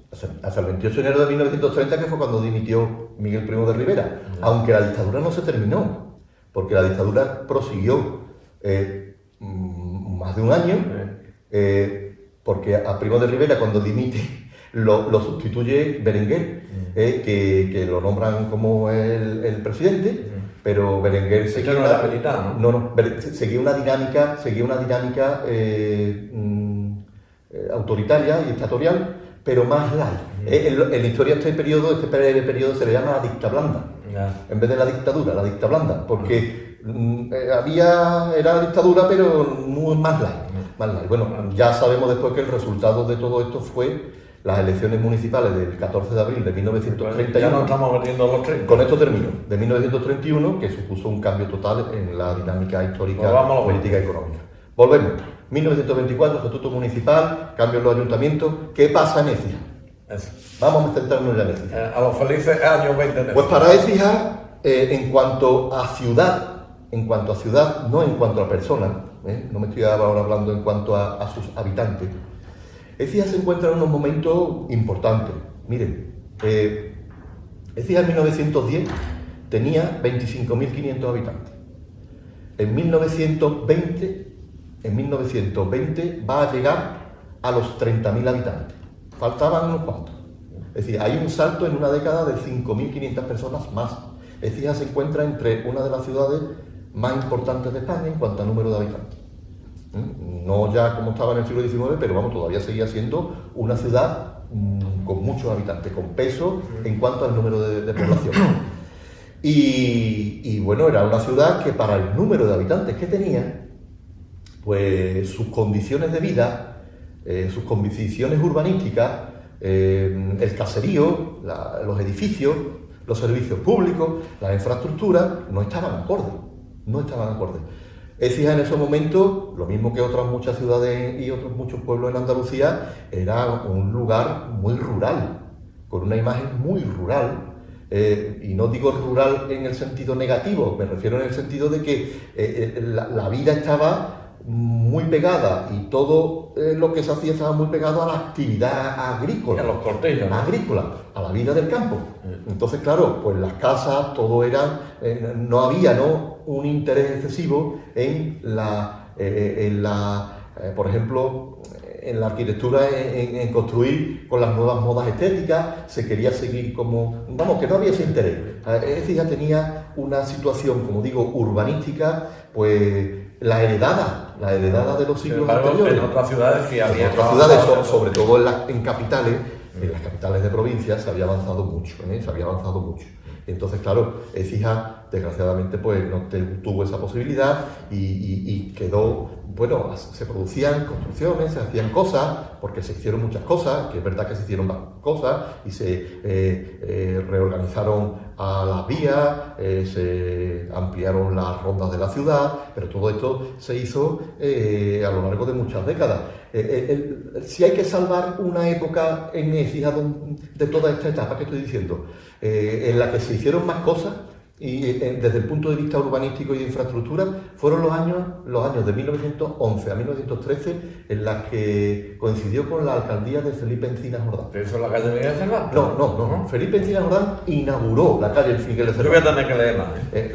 Felipe Encinas Jordán inauguró la calle Miguel de Cervantes, pero la avenida Miguel de Cervantes se inició mucho antes de Felipe Encinas. Felipe Encinas fue el que la inauguró, y es más, la calle Miguel de Cervantes no estuvo terminada hasta los años 50 de nuestro siglo. O sea que se le dice, o algunos piensan que Felipe Encinas es el que la hizo. No, Felipe Encinas la inauguró, porque fue un político oportunista.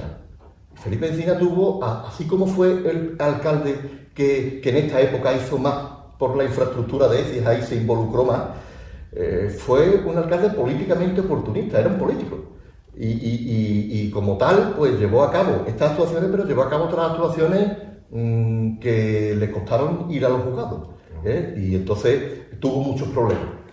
Por tanto, las figuras de estos personajes no hay que verlas solo desde una perspectiva, sino que hay que verlas en su conjunto. Entonces, bueno, estoy hablando de este caso porque fue la única época que se salvó.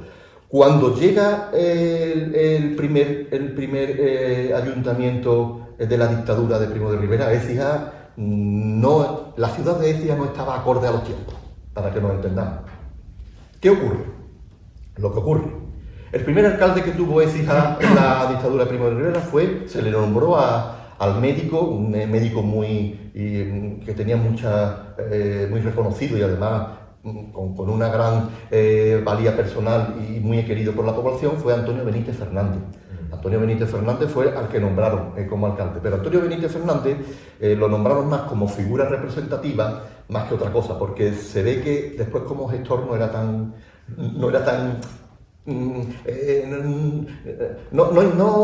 llegaba a proponer muchas cosas, ¿no? Entonces como figura sí, pero después ya como gestor no. ¿Qué le pasó a Antonio Benítez? Pues que dimite, se quita del medio y entra como alcalde. Y esta es la figura clave para la época que vamos ahora a hablar en esta segunda parte de todo este comentario, que es Luis Saavedra y Manglano. Yo no, es la primera vez que me entero. Bueno, está enterrado en el ayuntamiento. El alcalde de nuestro ayuntamiento en esta época, que fue Luis Saavedra de Manglano, está enterrado en el cementerio municipal, tiene allí su tumba. Así es como en el ayuntamiento no han enterrado a nadie, afortunadamente, que sepamos. Primicia, vamos a la primicia. Vamos a llamar a los arqueólogos. No, me refería como alcalde, que vivía aquí el hombre y ya está. Aunque Luis Saavedra de Manglano era madrileño, Luis Saavedra de Manglano era madrileño, no era ecijano, era madrileño. Nació allí, pero yo, como digo, que eциjanos somos los que hemos nacido aquí y los que, como tú, lleváis a Écija en vuestro corazón.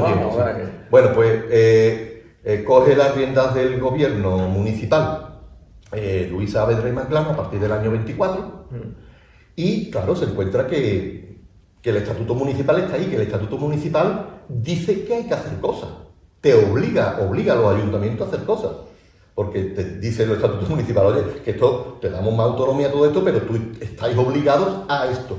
Una de las obligaciones que tenían los ayuntamientos que hacer sí o sí era la realización de un plan de mejora general para la población. Lo que se conoce como el pegó hoy. No es lo mismo. Pero no es lo mismo, pero el afecto, pero no tiene nada que ver porque el pegó es una, pero bueno, más o menos para que se entienda es un plan que lo que pretende es hacer cosas en un periodo de tiempo. Y lo que tú dices del pegó, realmente lo que es un plan general de ordenación urbanística para un periodo de tiempo, ¿no? Pero bueno, salvando lo que es la distancia y lo que es el concepto, pues se entiende. Entonces, Salvador Saavedra y Manglano dice, hay que hacer un plan de mejora general para la población. ¿Quién era Luis de Saavedra y Manglano? O Luis Saavedra y Manglano, o Luis Saavedra y Manglano, porque los de y las y en los apellidos se los ponen ellos mismos, la mayoría de las veces. Luis Saavedra y Manglano era un industrial. Luis Saavedra y Manglano era un hombre que aquí en Écija tuvo y se dedicó a la fabricación de aceite. Él tenía una fábrica de aceite, tenía dos.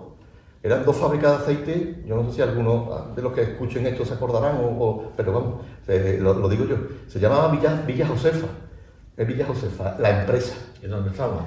Tenía dos fábricas de aceite, una fábrica de aceite de oliva que estaba en la calle Leonis. La calle Leonis le voy a decir a todo el mundo dónde está porque lo va a saber. Puerta Cerrada. Sí. Puerta Cerrada es, bueno, Puerta Osuna. No, es donde está Puerta Cerrada, no sé, Puerta Cerrada. Sí, ¿dónde está el qué? El Bar Teodoro es Jaisa, ¿no? No, eso es Puerta Osuna. Osuna. Es que siempre me equivoco con Puerta Cerrada y Puerta Osuna. Perdonen, pero tengo esas dos. Puerta Osuna porque está más cerca y está en la carretera de Osuna. Puerta Osuna. Puerta Osuna. Si nos ubicamos en Puerta Osuna, hay ahí una placita, un poquito más adelante, y hay una fachada que siempre había sido como de una fábrica, que es una casa, que había sido una fábrica, que hoy ya están haciendo ahí un conjunto residencial. Sí, efectivamente. Ahí es donde estaba la fábrica. Ahí es donde estaba de aceite de oliva. De oliva. Y después tenía otra fábrica de aceites de orujo y jabones. Esta estaba en la calle, entonces se llamaba Cambronera y hoy es la calle Cristo de Gonzalo, que hoy hay otra, sigue habiendo una fábrica. Yo 24 años viviendo. Que ahí hay una fábrica de aceite todavía en esa. Sí, ahí está, yo conocí la fábrica de Porres. Exactamente. Y que ahora de la familia, bueno, pues antes que eso fue de Luis Saavedra y Manglano. Este hombre fue un hombre emprendedor, porque como muchos no écijanos que vinieron a Écija, y que aportaron mucho a Écija, ¿no? Entre ellos este hombre, su parte de lo que pudo aportar, pero era un hombre que, bueno, un empresario y económicamente muy rico, tenía tan rico que incluso creó una banca propia, un banco, para pues, realizar préstamos, para lo que se hace un banco. En esa época estas cosas funcionaban de otra manera, ¿no?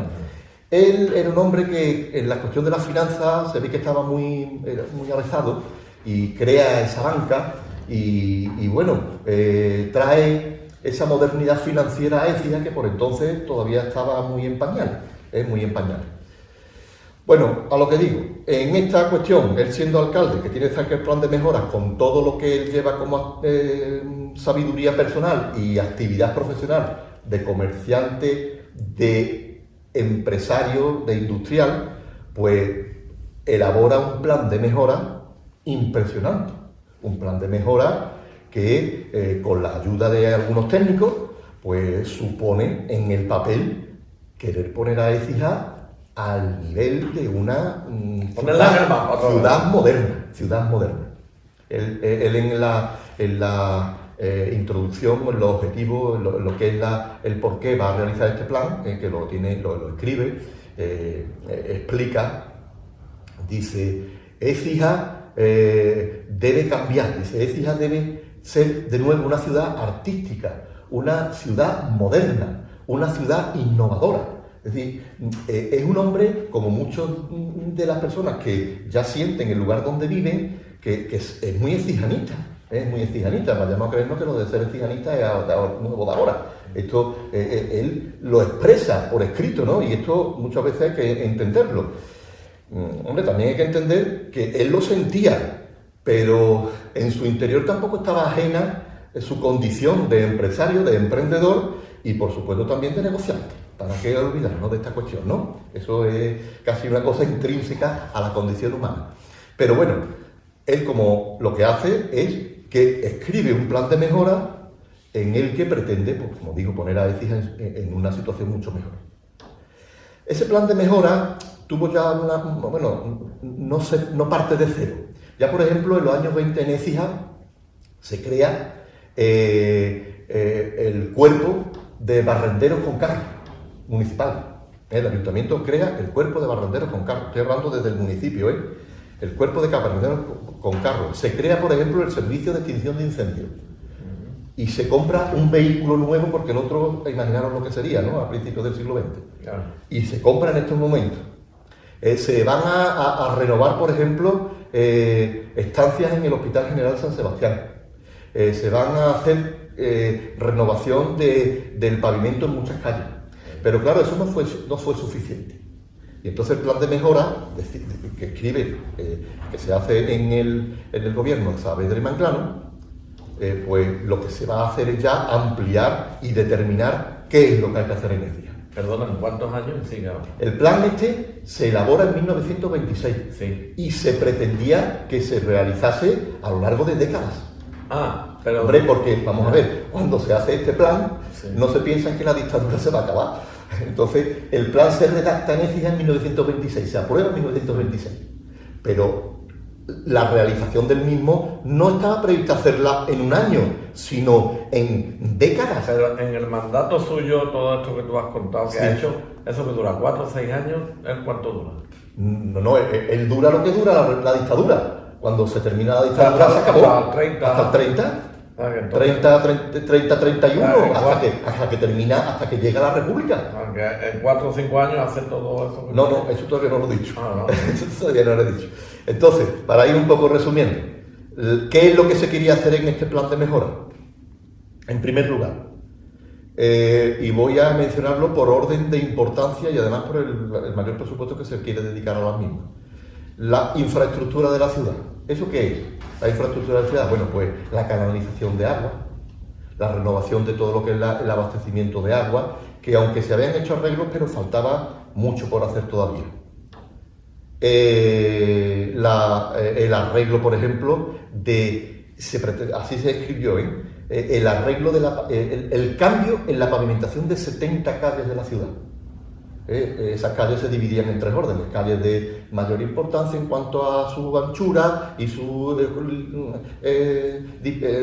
localización en el plano urbano, calles de segunda categoría y aquellos espacios pues, que tenían menos vecinos, ¿no? Y bueno, pues en esas 70 calles pues, había que renovarlas y se nombraban las calles que había que hacerlas, ¿no? ¿Qué más cosas? Por ejemplo, la construcción de 5 nuevos colegios. ¿Y ahora por qué tantos colegios? Bueno, pues lo voy a explicar. Durante la dictadura de Primo de Rivera es cuando se hace obligatoria la enseñanza de los niños de 6 a 12 años. Hasta ese momento no era obligatorio. Con Primo de Rivera, en la dictadura de Primo de Rivera, se hace obligatoria la asistencia a los colegios de los niños de 6 a 12 años. Claro, eso supone que había que hacer muchos colegios porque es que no había sitio. No había sitio. Es por eso por lo que en muchas ciudades hay muchos colegios de los años 20, porque en los años 20 tienen que hacerse colegios nuevos para darle cabida a esta nueva población que obligatoriamente tenía que ir al colegio. En Écija, ¿qué pasaba? Que en Écija resulta que había escolarizado antes de 1.500 niños. Solamente. Cuando llega esta etapa, resulta que hay más población y en Écija hay por escolarizar 3.500 niños. Hay que hacer colegio para 2.000 niños. Entonces hacían falta colegios. Por tanto, se proyecta realizar 5 colegios o adecuar instalaciones ya existentes para colegios. Una muy importante. También, por ejemplo, se pretende en ese plan de mejora la renovación y remodelación absoluta del Hospital General de San Sebastián, creando un servicio de quirófano, creando un servicio de lo que se llamaba de despiojamiento, para evitar las infecciones. Es cuando se crea, por ejemplo, la Casa Socorro, que estaba ahí en la calle en la calle Magistral, la calle Santa Cruz. Pero que después pasó al ayuntamiento. Que después pasó al ayuntamiento. Primero se hizo las primeras dependencias del ayuntamiento y después pasó al lugar que estoy diciendo. Pero se crea ese lugar pues para esta atención que hoy día llamamos atención primaria, ¿no? Para esta atención primaria.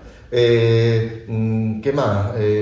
Por ejemplo, la creación y remodelación y adecuación de caminos vecinales, en lo que es el término municipal de Écija, que conste que es el más grande, con Carmona son los más grandes de la provincia de Sevilla y de toda Andalucía, y por no decir de España.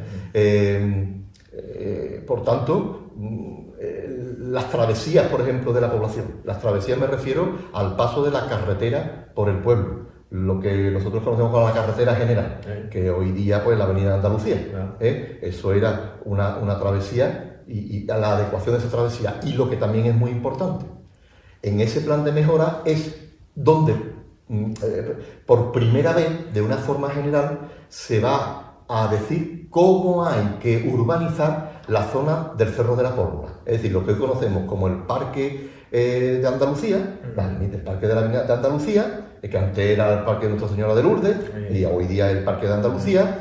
Entonces era el Cerro de la Pólvora y el resto del Cerro de la Pólvora, que era el resto, ¿qué? Los pisos Madrid. Bueno, perdón, pero eso no existía en estos momentos. No, pero digo. No, claro, toda la zona, lo que es la rotonda. Que eso era campo. La rotonda y bueno, donde hoy día está el Instituto San Fulgencio. Todo eso era campo. Todo eso era el Cerro de la Pólvora, está un poquito más elevado del nivel del suelo, del nivel de cota cero, y aquello es cuando se dice lo que hay que hacer aquí, porque la intención era crear un cinturón verde que conectase el Parque San Pablo con la carretera de Andalucía. Por tanto, todo lo que es el sector oriental y sur del perímetro urbano ecijano quedaría todo completamente arbolado. Qué bonito. Claro, qué bonito. Esa era la pretensión. Qué bonito. Hombre, no, sí, es verdad, tú llámame...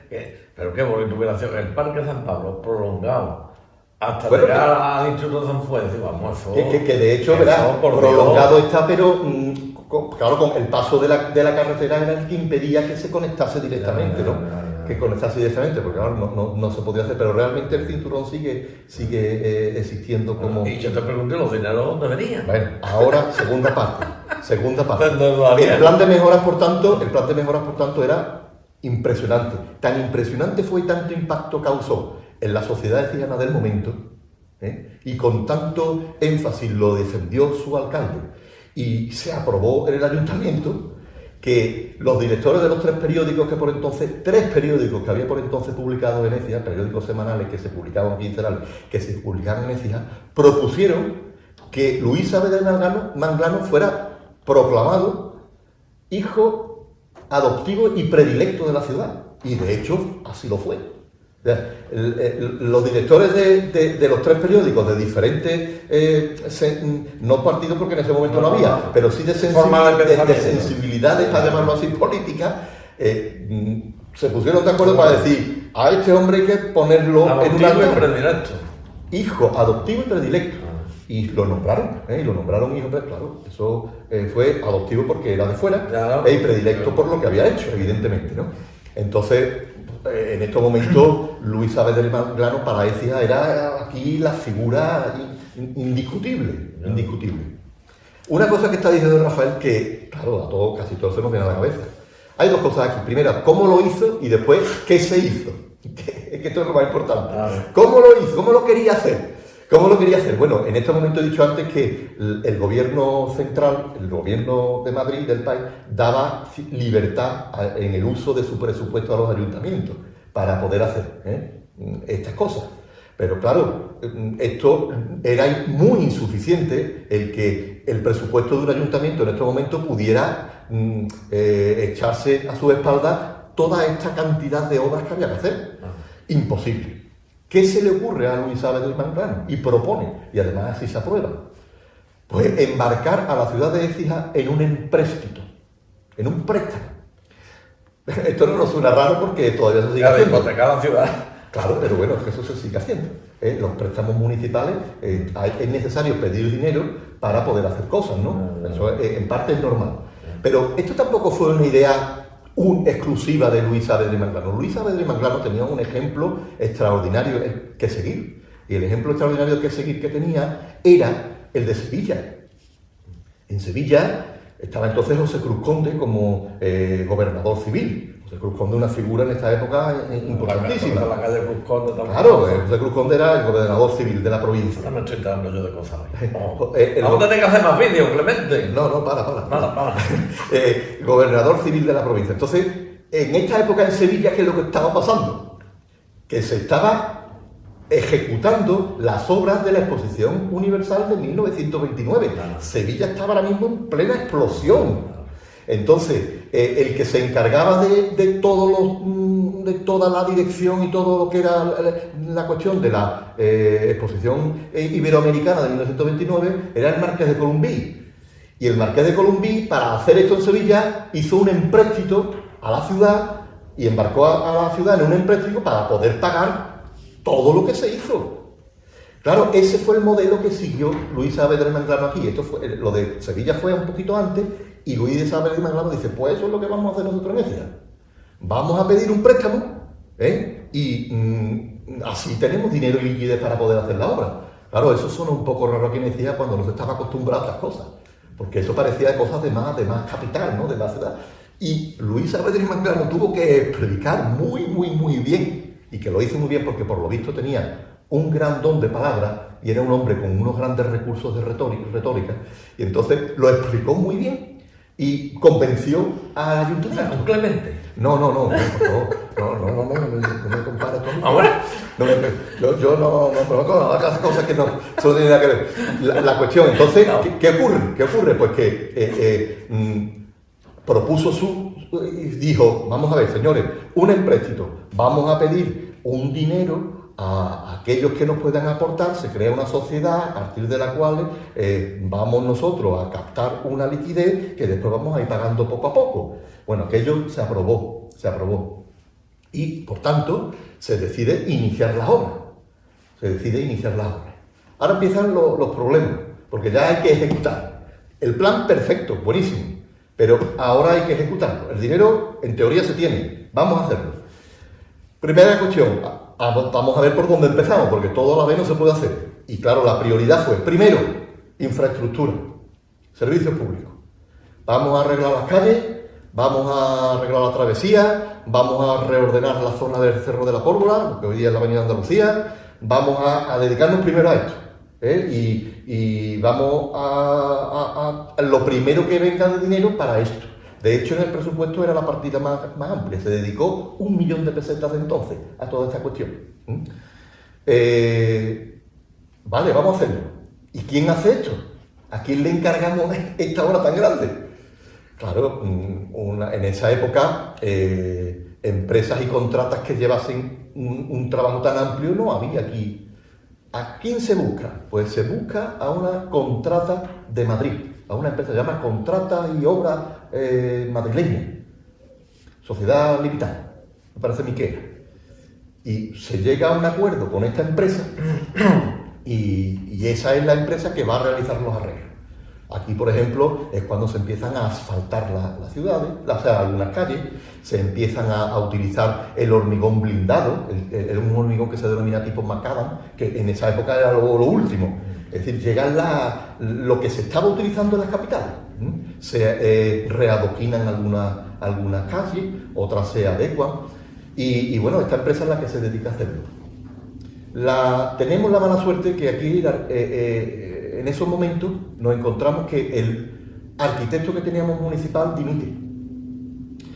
Antonio María Sánchez se llamaba, que después un arquitecto importante en Sevilla, después tiene obra de arquitectura muy importante en Sevilla. Pero este hombre se ve que estaba ya, que cedía su trabajo y dimite. Y ahora ese ya se queda sin arquitecto, es decir, sin técnico para poder llevar a cabo la dirección controlada.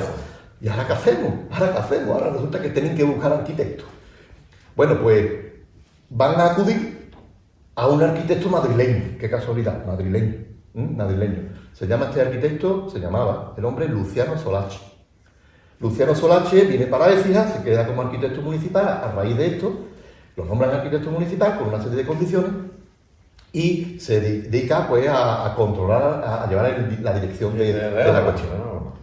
Pero ahora resulta que Luciano Solache va a empezar a tener problemas, porque al poco de hacer algunos arreglos, las calles se levanta el adoquinado, el asfaltado no estaba bien, resulta que algunas partidas presupuestarias no estaban definidas, muy aclaradas, es decir, que se mete en un lío que es el típico lío de querer tomar participación en la obra, no lo hagas tan bueno y dame a mí una comisión, este tipo de historias. Ya.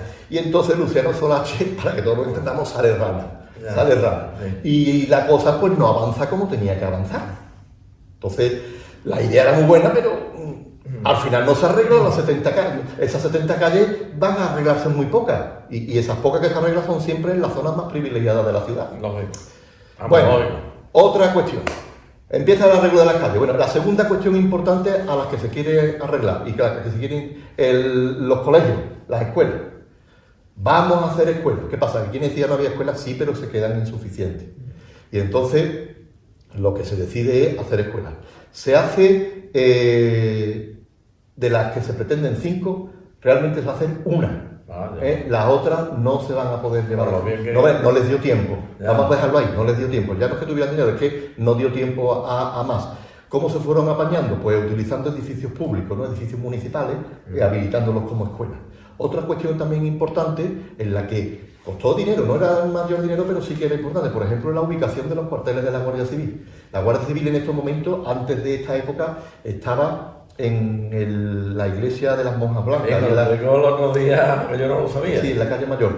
Ahí estaban las mercedarias y bueno, eso con la claustración quedó en poder municipal y ahí se puso el cuartel de la Guardia Civil. Bueno, pues eso ya quedó muy obsoleto para la Guardia Civil y entonces en esta época lo que se decide es que la Guardia Civil, el cuartel de la Guardia Civil y los juzgados de la ciudad se instalen en el Palacio de Alcántara. El Palacio de Alcántara con... Donde está la Escuela Oficial de Idiomas, donde... donde yo estudié, el Instituto Laboral Antiguo. En la calle Caballero, Bueno, la calle Emilio Castelar. Ahí, claro, para adecuar ese edificio tan grande para cuartel de la Guardia Civil y juzgado, pues evidentemente se requirió una gran cantidad de dinero. Y es más, hubo sus problemas, ¿por qué? Porque el edificio ese del Palacio de Alcántara era de propiedad municipal, pero con unas condiciones por parte del marquesado, ¿no? Ese edificio lo heredó, se lo queda al ayuntamiento, pero porque en la herencia de la marquesa de Alcántara, del marqués de Alcántara, se quedó escrito que ese edificio sería siempre municipal, siempre que se dedicase a actividades educativas relacionadas con la enseñanza. Por eso ese edificio siempre ha sido y ha albergado cosas de colegio, desde de el 55, exactamente. Que vino claro. Fernández Pro padre, que fue... No, pero anteriormente se dedicó a esto que estoy diciendo, pero también había ahí una escuela. O sea, que compatibilizaba sí. Abogados, Guardia Civil con claro, la... había ahí una unidad, sí. Porque claro, eso era muy grande, la parte en la que estaba también ante el conservatorio, todo esto, ¿no? En la calle Guandangulo, pero claro, me refiero que ahí hay también unas dependencias que se entra por ahí, ¿no? Sí, sí. Bueno, lo que me refiero es que también se quiere y se necesitaba dinero para esto. Otra cuestión también muy importante que se va a pasar con el tema de la infraestructura. En este momento, y además esto sí se lleva a cabo, que es la canalización del arroyo del Matadero. La canalización del arroyo del Matadero. En estos momentos es cuando se comienza a hacer la canalización del arroyo del Matadero. Claro.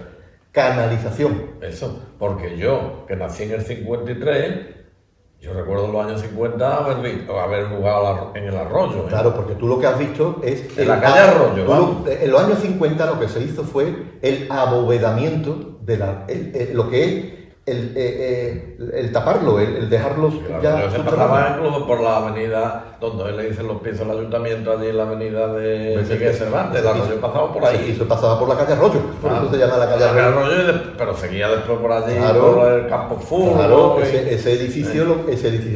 ese arroyo lo que atravesaba era toda esa zona de la ciudad y había sus puentes para pasarlo. En esta época lo que se quiere es canalizarlo. y sobre todo también empezar, y aquí fue cuando se origina la idea de soterrarlo, de abovedarlo, de soterrarlo. Pero para soterrarlo hay que abovedarlo primero, abovedarlo y soterrarlo. Aquí cuando se inicia la idea esa, y está escrita, y claro, lo que pasa es que eso costaba mucho dinero, se empieza a canalizar en parte y con la idea de ya no solamente que por fealdad, sino también por salubridad. Es decir, también se quiere soterrar para que las aguas residuales de toda esa zona de la ciudad fuesen al arroyo y del arroyo al río. Entonces, imagínense la cantidad de dinero que se necesitaba para eso. No se presupuestó todo lo necesario para terminar la obra, pero sí para dar los primeros avances. Entonces, bueno, pues algo se hizo. De manera que lo que estoy diciendo es que unos proyectos muy ambiciosos, algunos de ellos se hicieron, se empezó con la modernización de la ciudad, pues Écija empezaba a ser una ciudad en la que se podía ser un poquito más feliz. ¿El matadero estaba ya? El matadero estaba ya. No se hizo en ese... No, el matadero estaba. Quiero decir que con todo esto, pues eso supuso que la ciudad hubiese también más trabajo, porque uno de los objetivos también era dar trabajo en una época que no había. Había más trabajo, había más movimiento económico, había más infraestructura, y ahí está la felicidad. ya está explicado. Ahí es donde queríamos llegar. Ahí está un poco lo que de feliz se podía tener en esa época. En esa época. De manera que, bueno, esto supuso pues un avance importante. Pero, y con esto yo creo que voy a terminar ya porque si no, no quiero ser más pesado. Y aparte no sé cuánto tiempo llevamos, ¿no? Bueno, igual, yo estoy tan a gusto. Hoy estamos tan a gusto. La cuestión es, y con esto voy a terminar, esto no se pudo llevar a la práctica, como he dicho anteriormente, porque se terminan los ayuntamientos de la dictadura. No solamente que termina el gobierno del ayuntamiento de la dictadura, es que se termina la dictadura y cuando entra un nuevo régimen se elimina prácticamente todo lo que había anteriormente. Los ayuntamientos pasan a elegirse de otra manera.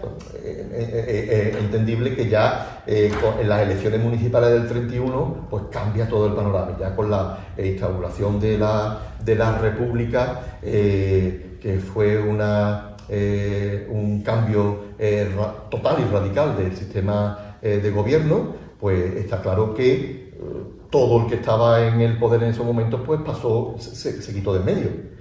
Esto no quiere decir que muchos de ellos no siguieran en activo. Pues sí, es que muchos de los que participaron en los ayuntamientos durante la dictadura de Primo de Rivera después también fueron concejales y alcaldes durante la República. Porque una cosa y con esto termino esta idea, no hay que olvidar que la República es un sistema de gobierno, pero que no hay que identificar con un sistema de izquierda, ni mucho menos. Durante la época republicana hubo gobiernos de izquierda, pero gobiernos de derechas también, gobiernos progresistas radicales y gobiernos conservadores. Pues no, la Francia es una república. No, pero me refiero en España. No, ya, Italia es una república. Pero me refiero... Portugal, ¿no? O sea, y Cuba, y la antigua Unión Soviética también era... Me refiero con esto que en la República hubo muchos partidos políticos y en muchos ayuntamientos unas veces gobernaban partidos de izquierdas y en otros partidos de derecha. Y en el gobierno de la nación había presidentes que fueron de partidos de derecha y otros presidentes de partidos de izquierda. Es decir, que la República es un sistema político que tiene un ámbito ideológico que va de la derecha a la izquierda. No es propiedad, no es propiedad exclusiva solamente de una parte ideológica del sistema político. Muy bien expresado. Bueno, entonces en ese sentido decía que muchos de los que aquí participaron en los gobiernos municipales durante la dictadura de Primo de Rivera después fueron concejales de partidos políticos en ayuntamientos de la época republicana. ¿Y esto por qué lo digo?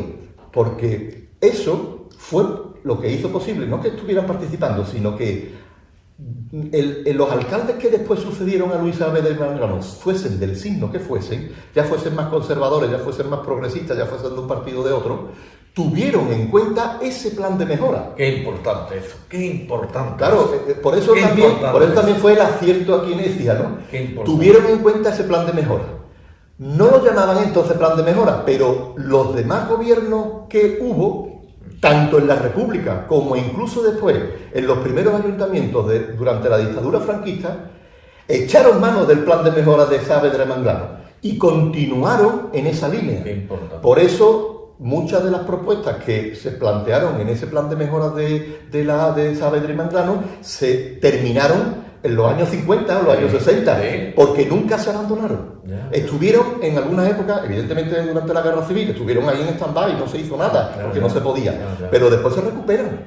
Es más, y con esto termino, el arquitecto municipal que estuvo en Écija después de que se fuera, que echaran a Luciano Solache, que fue un poquito sinvergüenza, y que se fuera Luciano Solache, el que lo sustituyó fue José Granado y de la Vega, un gran arquitecto sevillano, importante muy bien y que tiene una obra muy grande.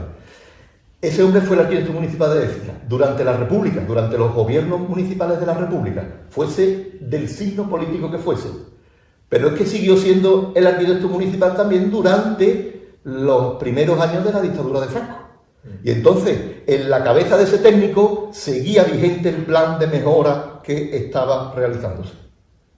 ¿Esto qué quiere decir? Que muchas veces, más allá de las ideas políticas, más allá de la cerrazón en conseguir el poder, el avance de un pueblo, de una ciudad, está en que las personas que ejercen el poder tengan la capacidad suficiente como para saber qué es lo beneficioso para esa ciudad. Y que si hay algo que ha sido beneficioso, aunque no sea de la ideología o propuesto por la ideología que tenga, yo no lo voy a olvidar, sino que lo voy es o bien adaptar, o bien seguir, o bien modificar según mis pretensiones particulares. Y esa es la suerte que tuvo Écija en este aspecto. Entonces, bueno, pues por eso se pudo terminar algunas de las cosas que se hicieron, otras evidentemente no. Pero muchas de las cosas que se heredaron en la época de la siguiente dictadura, que fue franquista, fueron gracias a lo que se propuso en esta. Y con esto, bueno, pues terminamos con los felices en el Pues ha estado muy bien explicado, muy bien dicho. Esto lo vamos a aplaudir sobre todo, porque además lo último es que me ha encantado, porque es verdad, hace falta ese concepto de continuidad, de que porque lo proponga un señor o lo proponga un equipo de gobierno, él lo ha expresado, y no quiero yo emborronar lo que él ha expresado también, que tenga continuidad, y lo de este alcalde ha tenido continuidad 50 años, ¿no? Que tenga continuidad aquello que sea beneficioso. Hombre, lógicamente, los negativos no, todo el mundo me entiende. Clemente, 1.000.000 de gracias. Te emplazamos, si el COVID nos lo permite, para dentro de 6-8 meses, porque hay que hacer 2 al año. El año pasado te escapaste por el COVID, ¿no? Hicimos uno el 29 de septiembre. Mira, no, quiero decir, porque es que esto, mira, me he acordado ahora, es que no sé si te lo comenté, esto que he estado comentando y he estado hablando con respecto a Écija, aquellos de ustedes que estén escuchando esto y que tengan más interés, ya aprovecho para decirlo, esto lo he escrito en un artículo que va a ser publicado en la revista Archivo Hispalense, que se publica a principios de enero de este año que viene. ¿Sí? Entonces, va a ir un artículo en el que explico el plan de mejora de su Isabel del Manglano, y bueno, ahí se dan muchos más detalles de lo que he dicho, ¿no? Que en una conversación como esta, una charla es borroso, pero por si alguno tiene interés, sí, hombre, pues claro, vamos a tener interés, ¿no? vamos a tener interés. Pues estupendo, pues muchas gracias, amigo Clemente, muy agradecido en nombre de todas las personas que nos ven. Nos hemos enterado de muchas cosas. Yo, por ejemplo, esta alcalde que tú has dicho, yo no la había oído, es verdad, yo tengo que leer más, y ahora que estoy jubilado, pues tengo que leer más. Pero bueno, como estoy haciendo los vídeos, me estoy enterando.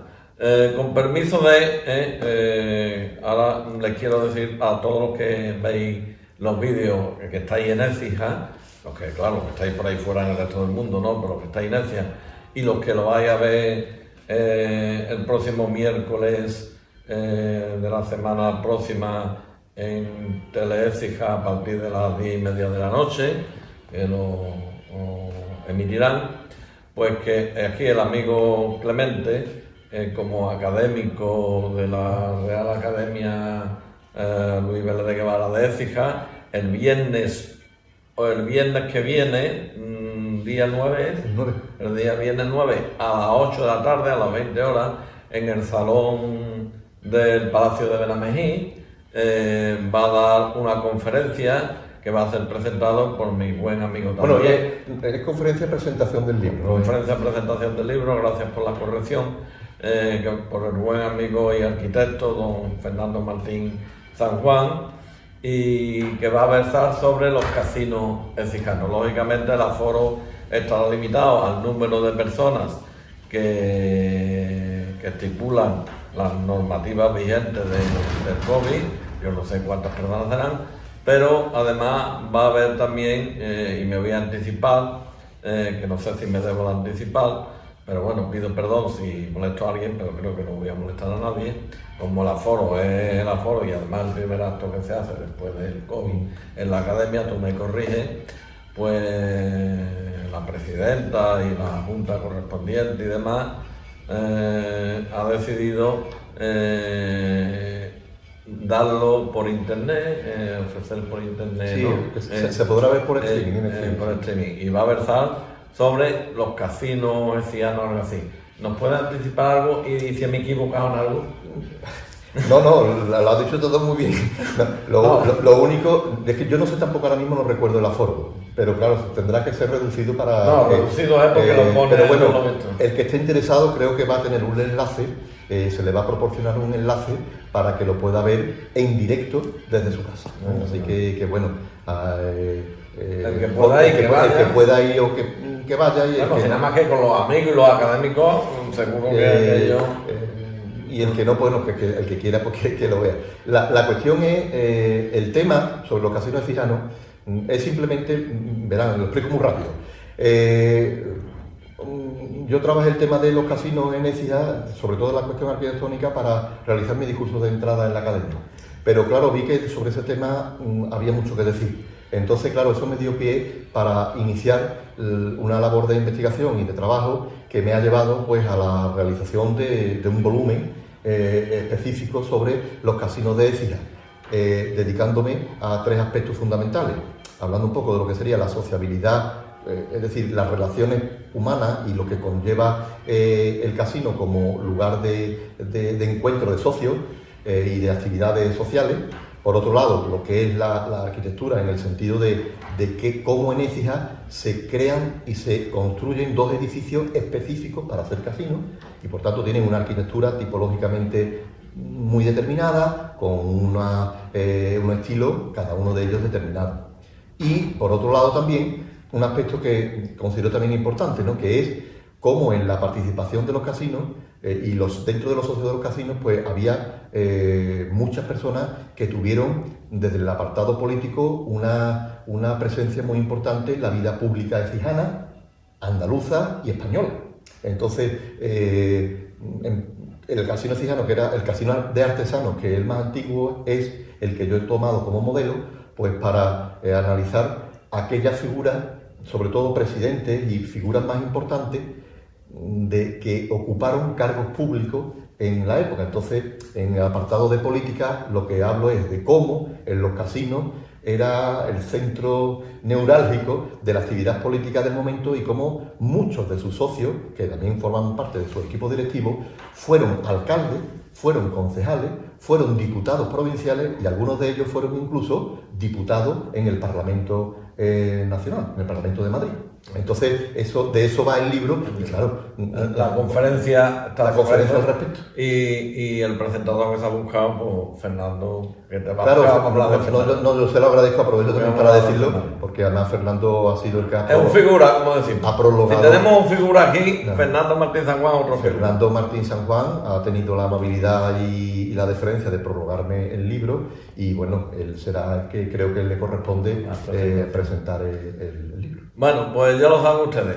Próximo viernes a las 8 de la tarde, a las 20 horas, en el Salón de Actos del Palacio de Benamejí, organizado por la Real Academia Luis Vélez de Guevara, lo que acabamos de exponer y que ha matizado el amigo Clemente. Gracias, Clemente, de nuevo. De nada. Y a todos ustedes, gracias por seguir siendo asiduos en las reproducciones de los vídeos. Saludos cordiales desde la ciudad de Écija.